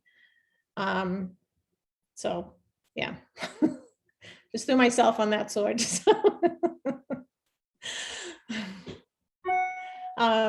Oh, sorry, Janice. No, I don't know. I mean, yeah, I mean, I can see Carrie's point of waiting. You know, I was going to ask Bill too, if the MAC had discussed like the date, how far are we from Thanksgiving where, like, because I know we saw the uptick in cases, and I think we could, you know, make the assumption that's related to Thanksgiving. So is there a date of when, you know, you have the 15th? Is there another future date of when, like 2 weeks out, that we should be like, say, you know, safe to assume that, you know, depending on cases, if like we're doing okay? If I'm hearing your question correctly, I think it aligns with what Dr. Bukowski was asking. If we delayed it, which would be the ideal time to wait out the winter recess kind of uptick, if you will. I think our original presentation was January 10th. I think we had, because we get back the 2nd, I think it was another week or 8 days, and it fell on a Monday. So that was the original recommendation from the MAC and the doctors. Could you remind me when DESE has this in place till their date is in January as well, correct? Yes, they had January 15th or something where they were where the commission was gonna make another decision on extending the mandate or not. Okay, and that's like 2 weeks after school break. That's correct. Yeah. And whatever the committee decides, if the committee decides to, you know, implement this policy, but let's wait till a certain date. You know, I'm happy to follow, you know, your guidance on that. We're certainly ready to do whatever you're willing to propose tonight. I guess that was my response to Carrie too. Like, I almost see it as kind of like two separate issues almost. So we've got voting to give Superintendent Burkhead the authority to make the decision, and then we have when is the right time to do that. So voting yes on the policy for me doesn't necessarily mean that he and his team would approve taking off masks for next Monday if the data doesn't support that. So I don't know how,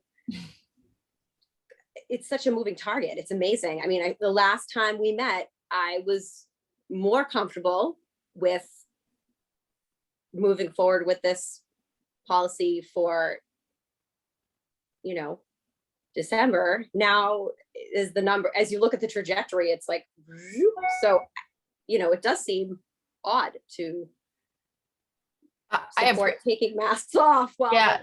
the numbers go up drastically. So I completely agree with all of everybody's points. But I also agree with the logic and completely, common sense decision to have this new policy.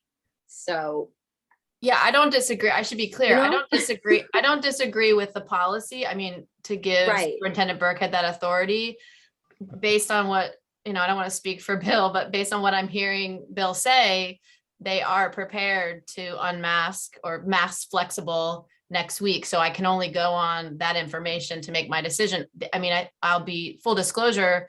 The other thing I want to share is that I have friends and a significant other who works at UMass Medical, and they are canceling what were holiday parties and meetings in person because they're worried about this uptick in COVID. And so if our sort of higher ed institutions of medical campuses are concerned, it just makes me wonder, is it more prudent for us just to hold off until after the winter break till, I have no problem providing Superintendent Burkhead with this authority. It's clear to me, Bill, you've handled the pandemic so well. You consult the experts and the people who are on the ground. That's not what this is about for me. This is all about the timing of this, because it's a process vote, right? And so if we delay it, we just give ourselves a little bit more time to see what the COVID numbers are going to do after both of these significant sort of breaks in the school year. That's all I'm saying.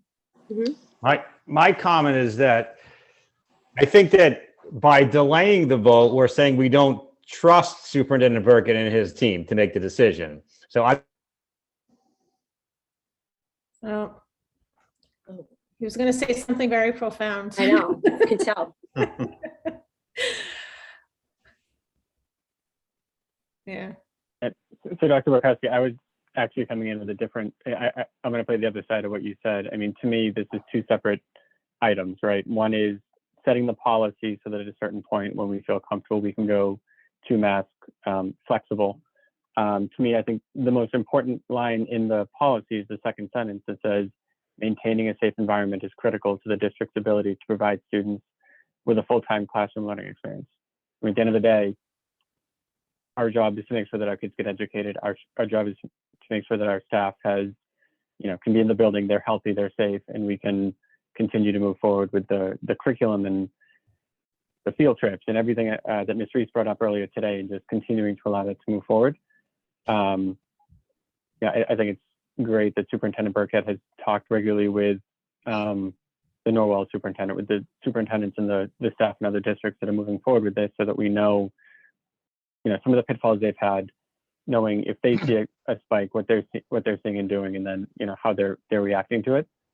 And honestly, if we make this decision tonight to change the policy, and Superintendent Burkhead decides, hey, you know what, I'm gonna wait till January because on the 13th the numbers are just as bad as, are bad, and we don't want to go back, or we think there could be a transfer transmission, I'm 100% comfortable with him making that decision based on all of the facts and the information that the mini MAC and the main MAC are gathering together to make the ultimate decision. So I mean, honestly, if we, to the point that you were making, if we change the policy tonight, but they decide, hey, you know what, you should really wait till January to go mask optional. I mean, tonight we're giving them that ability to make that decision and not waiting till the 20th or whenever we meet first in January to wait for us to change the policy. But I mean, the points you made were valid. I, don't disagree with them, but I think that would be that's where I'm leaning in this discussion. I have another question. Oh, go ahead, Peter. So I think whenever I want to say something at length, go ahead and say your comment. My Chromebook fails me. Sorry. No, I think I'm sorry if I repeat anything, but I think that in delaying the vote, it's basically saying we don't trust Superintendent Burkhead and his team to make the appropriate decision. I don't disagree that masks or that the increasing cases are concerning to me and the timing of it, but by delaying the vote, we're basically saying we still want control of this and to make our own decisions. So I'm confident that if cases, as Superintendent Burkhead said, if there's a cluster of cases that looks like it's in school transition, that the MAC will say, no, we're going to keep masks on. So as much as personally, I may say, hey, I think it's okay to leave masks on fully at the high school right now. I also want to put my trust in the team that it's okay, that I trust that they're going to make the right decision. So yes, we can delay it, but at the same time, we're taking away the rationale to some degree of the policy. I think it's really telling that Desi chose January 15th as the date that the mask mandate it would be lifted, because it's 14 to 15 days after the winter break, and it's within that time frame is when you would be positive if you were exposed to somebody with COVID. So, you know, they're looking at the medical information too. It's not, I don't believe that's just like some random date that they picked. It's like, well, if within that time frame, you know, if we see a huge uptick in cases, then I imagine Desi would extend it. But don't we think that the team will determine if it's appropriate to lift it? Oh, yeah. or potentially, Superintendent Burkett, is there discussion of if you, and again, this isn't really the point of this. The point is, do we trust the team or do we not trust the team? Because if we don't trust the team, then we just have to come back and vote on it, vote on the mask policy when it's presented to us next. But is there discussion with you and the MAC team to mask after vacation for the first 2 weeks, or is that not yet, it had been discussed? And not that I even care, because I trust you guys will make the right decision. Yeah, yes, it's a good question, and we have discussed it. I think one district, maybe Westboro, I believe, may have are removing the masks this week or next week, and before vacation, then returning and putting them back on. We track over the vacation too, so our thought process was, well, let's see how it goes over vacation, and why predetermine that? As we know, a day in COVID life is like a week or a month in regular life. So we weren't a big fan of making decisions that far out, knowing how drastically things can change on the day-to-day. We have the ability over vacation to make that call if we have to, as we watch those trends. Great. Thank you. And Mr. Gates, I would just be careful with saying this is a matter of trust or not trust, because in my view, this isn't a question of whether I trust Superintendent Burkhead and his team. I mean, this is about interpreting data, understanding the different factors that are involved.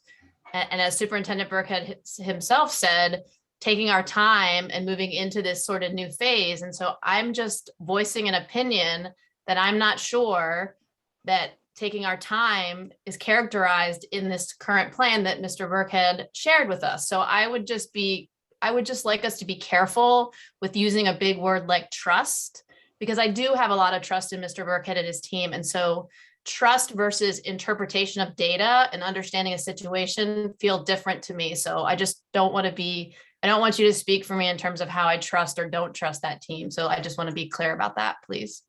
Okay. My point is that we're relying on the medical experts, and that's the team that's advising Superintendent Burkhead. As a school committee, we are not the medical experts.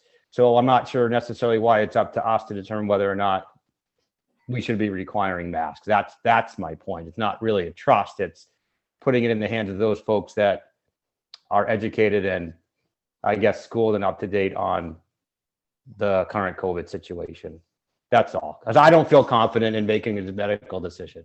Yeah, and I guess I don't want to belabor this point, but if we just, again, to clarify my position, to me, this isn't me saying I want to make the decision. This is a vote for policy, a process change. And so it's a question of, do we continue with the current policy, or do we consider a process change? That's all I'm saying. So, and if everybody wants to vote, that's okay. I just want to be clear in what my position is on this. I had one more question Superintendent Burkhead. too. Oh, sorry, everybody. We don't have any. Go way ahead, to do Nicole. We this. haven't heard you. Oh, thank you. So my question was about if we did vote this policy and we were to go mask optional, how would it affect like weekend activities and like basketball and things for, so if you're fully, oh, my kids are gonna now interrupt my comments. If we were mask flexible, and even if 5-year-olds to, you know, infinity were vaccinated, then you could a family be at basketball on a Saturday and all, you know, technically be unmasked because it was located at the high school versus like the Jenkins school, which would not have reached the 80% thresholds. Yes, that's how we've proceeded with all our policies, that anybody that uses our facilities follows the same protocols as the building they're using. So that would continue. I do know that the MIAA has started out with having all the athletes wear masks in the winter sports. So this decision likely won't trump that one, interestingly enough. So. Okay.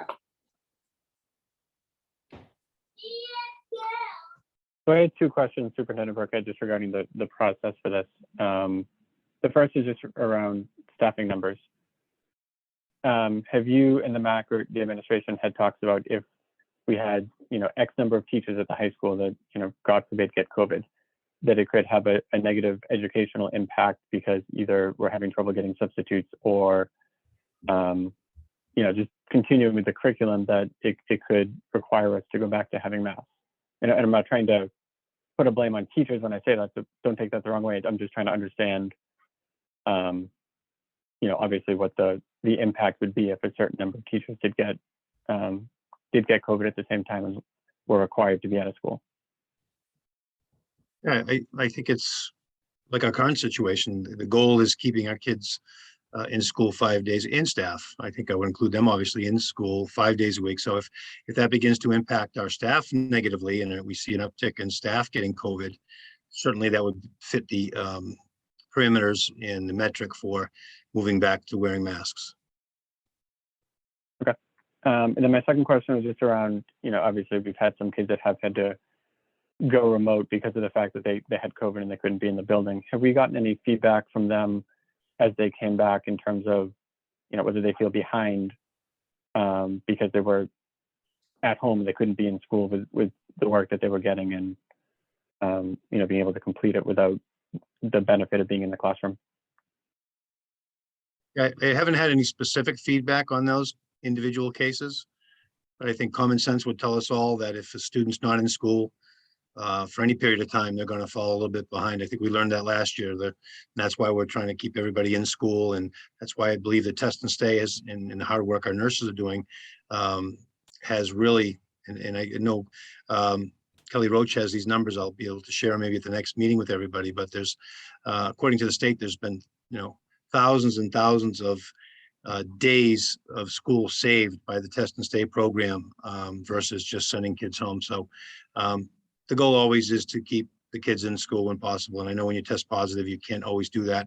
I do think our teachers are doing a wonderful job of following up with students. Our counselors, the same thing, connecting with them. Our leadership team, you know, as our focus on SEL is just as important as our academic excellence focus is. We want to make sure those kids still feel connected. So I think that's a big piece too, is making sure that kids checked on and kept up with, and allow the ability when they come back, because they, you know, no matter what work they're giving, they're certainly going to not accomplish the same as they would if they were in school. So we have a support system where we're checking in, but also when they come back, there's a huge support system for them to catch up and to get acclimated back to school academically. Sure, thank you. And that having that support group is, you know, to me, one of the most important pieces, because, you know, 9 kids at the high school now, you know, the numbers will change, and the specific kids that are impacted could change, and just making sure that they're able to feel like they're moving forward and not feeling left behind, or, you know, nervous to go to the teacher to get help, even though, you know, the staff is obviously there to support them. You know, just making sure it's not another, you know, something detrimental to the students themselves. So thank you for clarifying that. Agreed. You're welcome.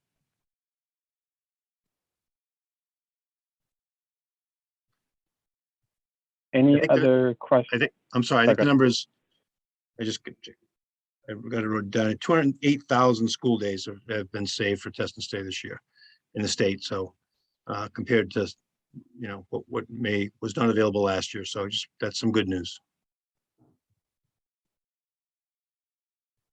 Yeah, that's a great number to hear. Mhm. Any other questions or comments from the committee? So as I stated when we started this agenda item, so right now our policy is masks are required. If there's a motion and a second to accept the amended policy, obviously we'll take a vote. We not always unanimous. So if it ends, in whatever way, I mean, it's up to each member of the committee to make the decision they want, and they have every right to do so. So there's the unpopular opinion or, whatnot. It's, up to each person to make the decision they choose is the best. So is there a motion on the amended policy EBCFA? I'll make a motion to approve updated policy EBCFA face coverings as presented. I'll second that. We have a motion and a second, so I'll do a roll call vote. Gates, Yes. Brandolini, Yes. Lindblom, Yes. Borkowski, No. and Long, yes. Okay. So the policy changed. It passed 4-1. As we said multiple times throughout this conversation, this is something that, masks are still required in the high school tomorrow. All that we did tonight was delegate the responsibility to determine when masks will be flexible, make sure I use the right term, to Superintendent Burkhead, and information will go out to the high school community with that information as we move forward over the coming days and weeks. And I know Superintendent Burkhead had mentioned December 15th as a potential date to, go mask flexible, but that date can change based on any information that comes out over the next couple of days, week, or over the next coming weeks if that date does change. So more information will come out from the district, but right now all 6 schools in the district are still requiring masks for all students and staff when they're in the buildings.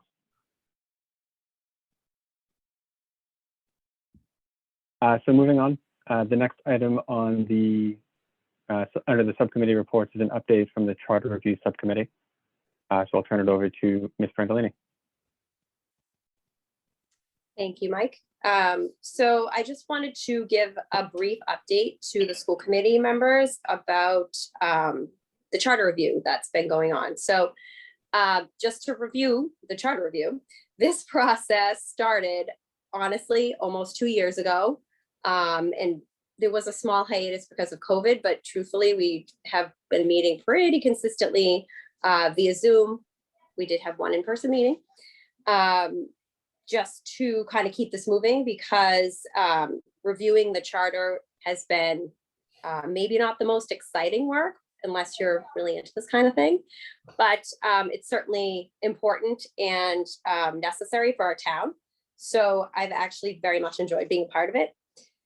We recently kind of completed a big step in the review process. So I wanted to report out to you because of that. So we reported out, Michael Gibson and I, we reported out to the select board, and I just kind of wanted to summarize to you what we reported out to them and what the next steps are in the charter review process.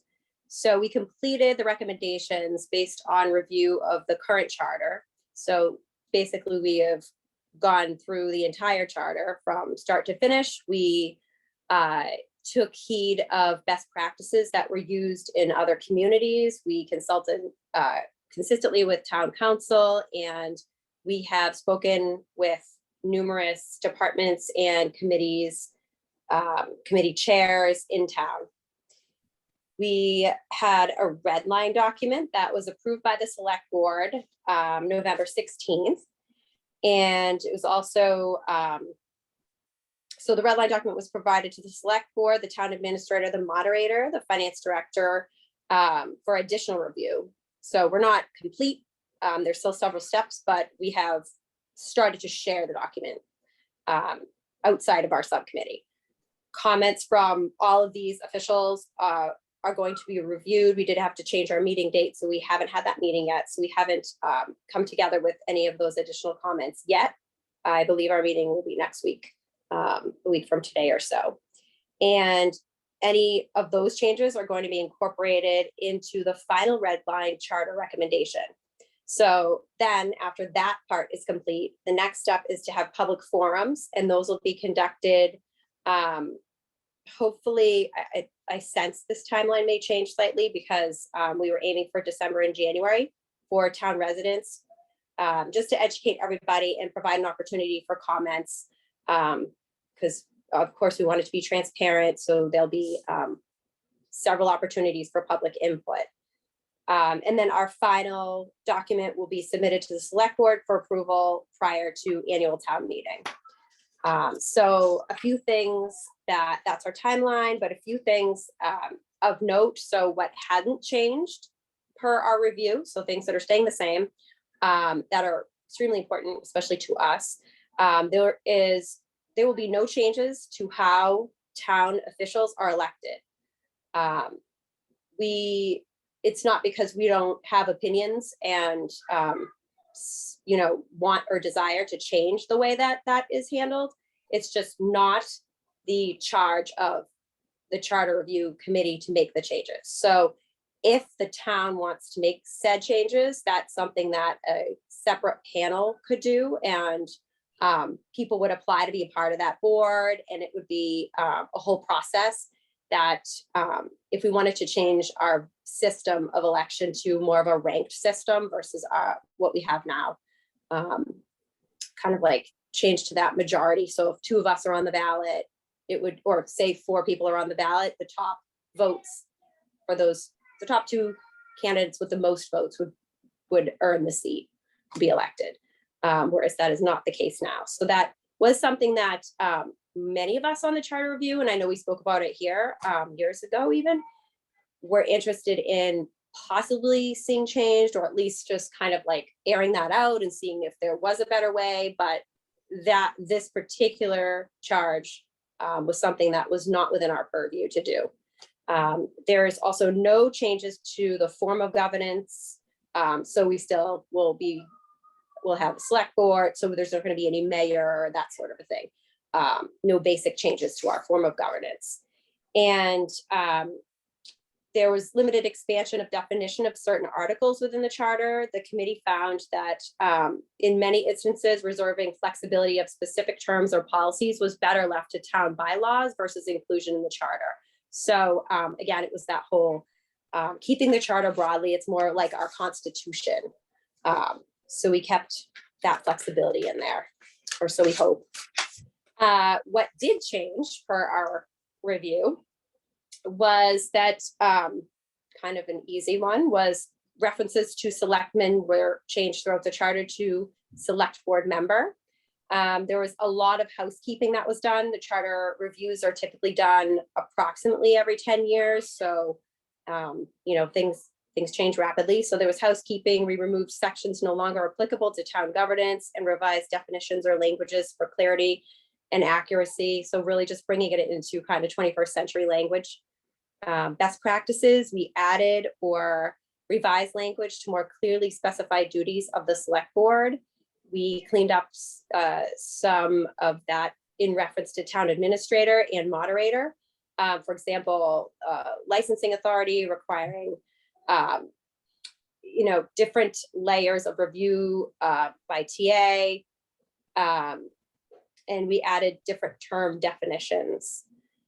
We added or designee to TA responsibilities to clarify appointment authority in many instances. So the TA is responsible for employees, but cannot designate a human resource officer for day-to-day oversight. So just those were sort of just clarifying points that we wanted to make sure came through in our review. We expanded required notifications as appropriate to digital mediums. So kind of, again, bringing it up to 21st century terminology and language.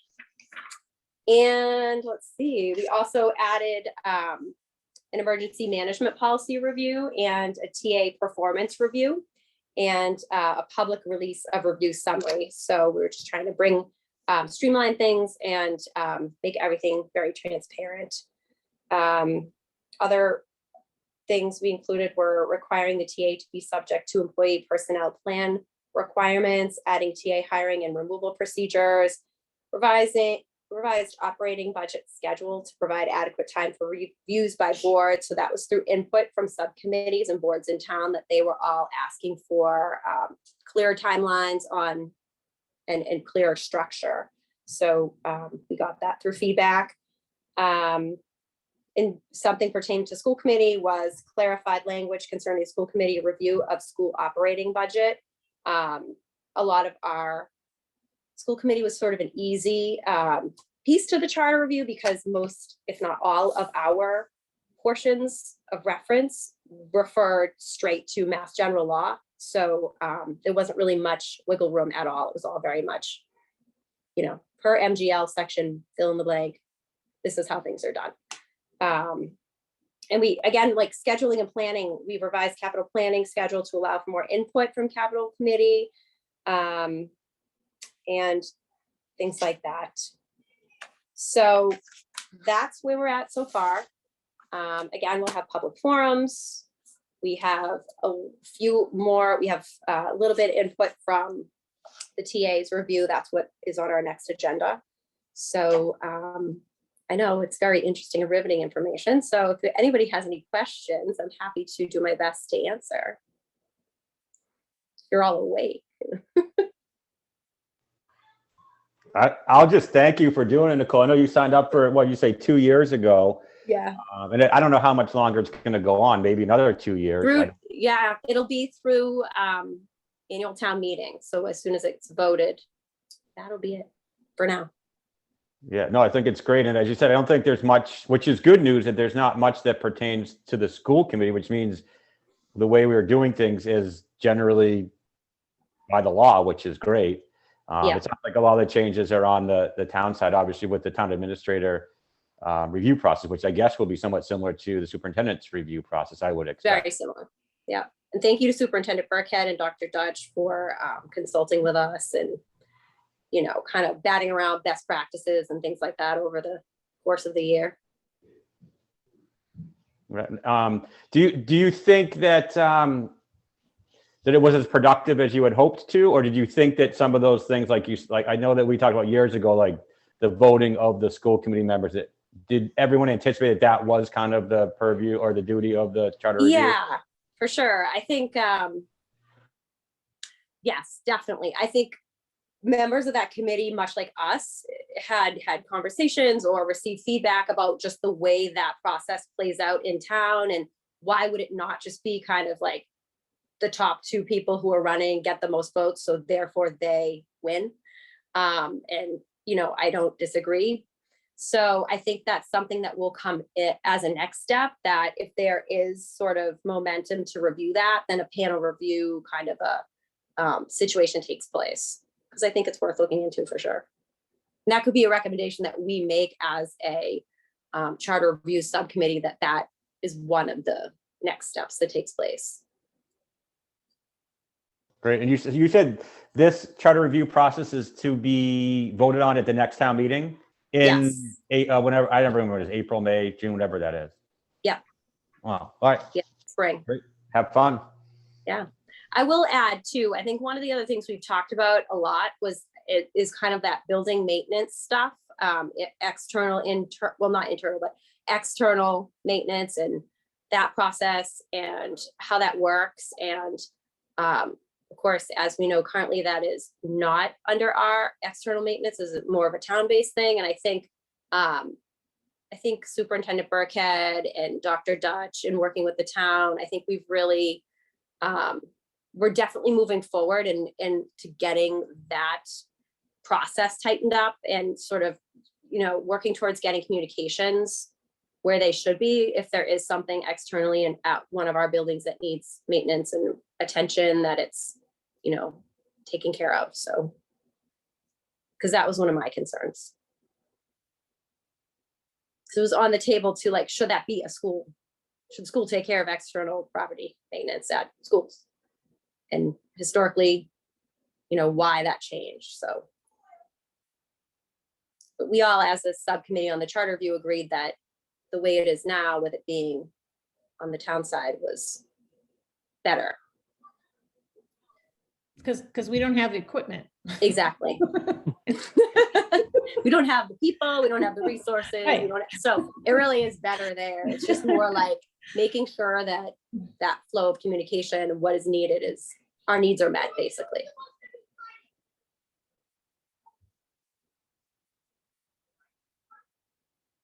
Great. Well, thank you for providing that, Nicole. That's a great summary of everything you've been working on over the past couple of years, and it'll be interesting to see how that works out at town meeting. Thanks. So next on the agenda is the one opportunity for public comment. If people want to raise their hand, I can ask them to unmute and provide their comment. And as I unmute you, if you can just state your name and either address or school affiliation for the record. First is Paul Scott.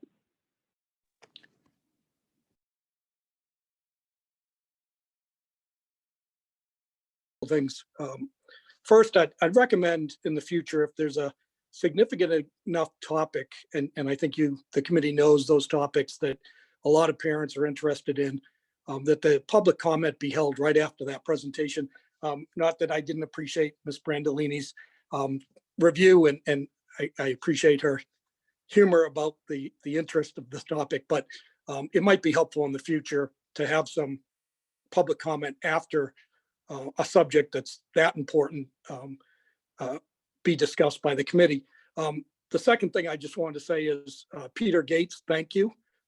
You know, we talk about transparency, or the committee talks about transparency, and clearly, Peter, tonight you were transparent. You called the spade a spade. When somebody is basing their vote on their own personal agenda and personal opinion, instead of having trust in the superintendent and the MAC team, you know, all I've heard about for the last year is the superintendent's expertise or his knowledge, and he's dealing with it every day. And I agree. And the MAC team and their expertise and all of these different groups that the superintendent's relying on, except when Ms. Borkowski asked the question to the superintendent about what he planned to do with this new authority. I think it's clear to everybody on the call that if Superintendent Burkhead's answer was, I don't see myself going mask flexible until January at the earliest, that Ms. Borkowski's vote tonight would have been different. And to me, that's problematic. You know, I've been told several times that the school committee's job is to manage the budget and to hire the best superintendent possible. So if you hired a good superintendent, and all indications to me is that you hired a good guy and a qualified superintendent, well, let him do his job. And if he's the one dealing with the MAC team and the metrics and the nurses and all this information, I found it unethical to vote no after showing all this alleged trust in the superintendent.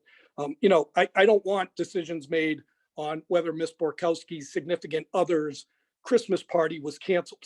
I want it based on Mr. Scott, hold on. I'm going to stop you there. If you want to talk to the, sure. Okay. Sure. Specific people. If you want to speak to your comment, you can. But sure. Okay.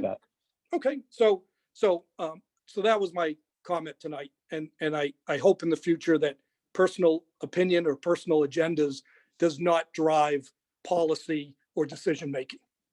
So thanks. Thank you. Next is M. Ramaphosa.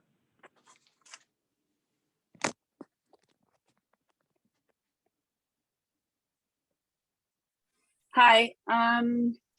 So I just want to quickly respond to the previous commenter, who I think maybe misunderstood committee member Borkowski's comments, because I also felt like it was not fair to frame the question of this vote as a matter of trust in the superintendent, because I believe, I can't speak for the committee members, but I believe that everybody trusts the superintendent. It's not a matter of trust. It's a matter of this, how important, how major, how life-altering is this decision that is going to be made? And should it be in the hands of one person? Should it be in the hands of, you know, a person and another committee? Or should it be in the hands of the one person, a committee, and the entire school committee? So if we have to have the school committee voting on whether or not, you know, people go on a field trip, and we're okay with that, and we feel like, you know, that's not a feeling of we're not trusting the superintendent to make that decision, then I really don't see how, you know, this is a matter of trusting the superintendent or not. So I think we're kind of we're going a little bit off base with that. And then secondly, I wanted to thank the superintendent for stating that if the science supports keeping the masking policy in place, that he would be willing to do that. And, you know, that this is really important, that there is that flexibility, right? The flexibility of being willing to change your mind when the data shows you that you should, and not just hewing to whatever view you are hanging on to for whatever reason, now that you've just clung to it so fervently that now just on principle you want to stick with it. So that flexibility is important to me. And, you know, we have had 38 new cases in the past 2 weeks in the schools.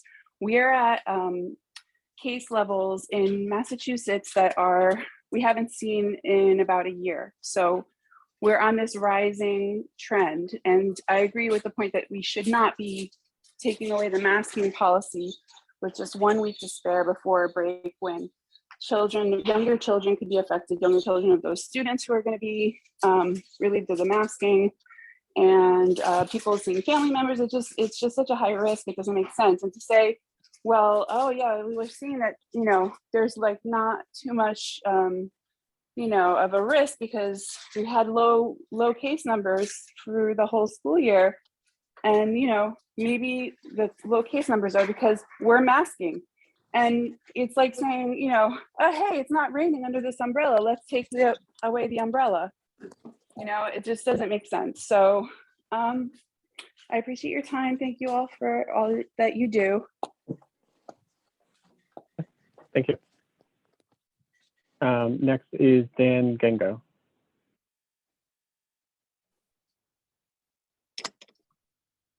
Hi all, Dan Gengo. I have 2 sons in Cushing Elementary School.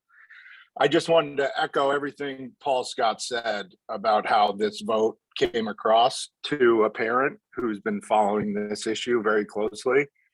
It was very apparent that that was her opinion and that's what she wanted. And as soon as superintendent said what he was going to do with this power, she changed her tone and was a no. So I'm completely on board with Paul, completely on board with Mr. Gates, Mr. Burkhead. There's never going to be a perfect time. We're following DESE, which we've been doing all along, and now that's not enough. It's never going to be enough to some people. So we need to trust in the experts, and that's what Superintendent Burkhead's doing. So thank you very much. Okay. Thank you. Go to work. Have a kiss. Love you.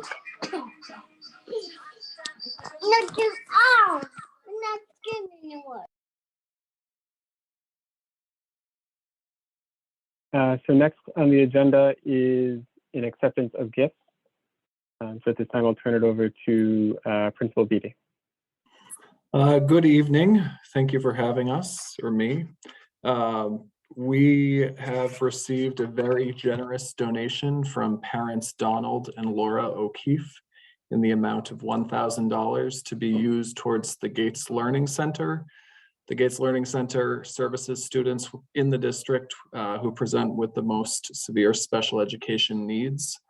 We plan to use these funds for supplies for functional living skills, gross motor supplies, literacy exploration, gardening supplies, educational functional board games, and some apps for our iPads. So we're very appreciative of this very generous donation and the support that Donald and Laura O'Keefe have shown our school. Great, thank you for presenting that, Mr. Beatty. Principal Beatty, I'm sorry. Are there any questions on the gift from the rest of the committee? I do have a question. This isn't the first time the O'Keefes have been so generous to Scituate Public Schools, correct? Correct. Yeah. So I want to thank them for their generosity.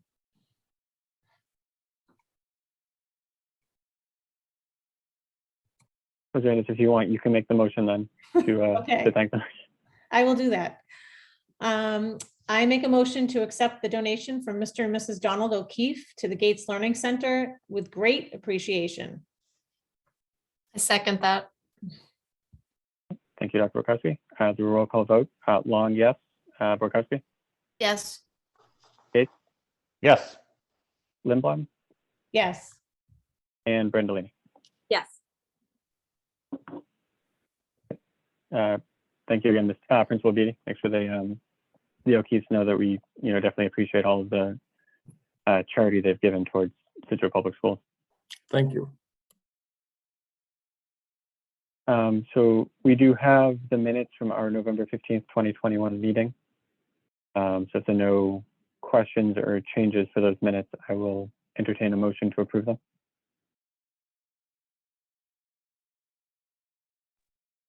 I'll make a motion to accept the meeting minutes of November 15th, 2021.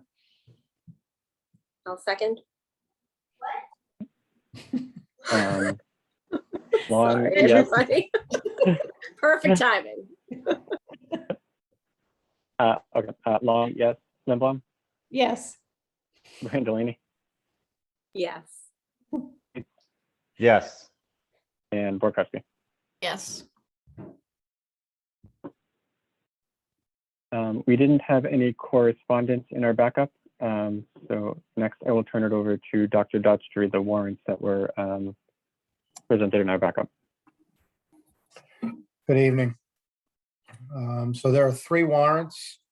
The first one is S211118. Total amount is $333,645.99. Large items out of revolving funds. School lunch, $21,779.11. For the Hatherley fire alarm, which came out of capital, $19,956.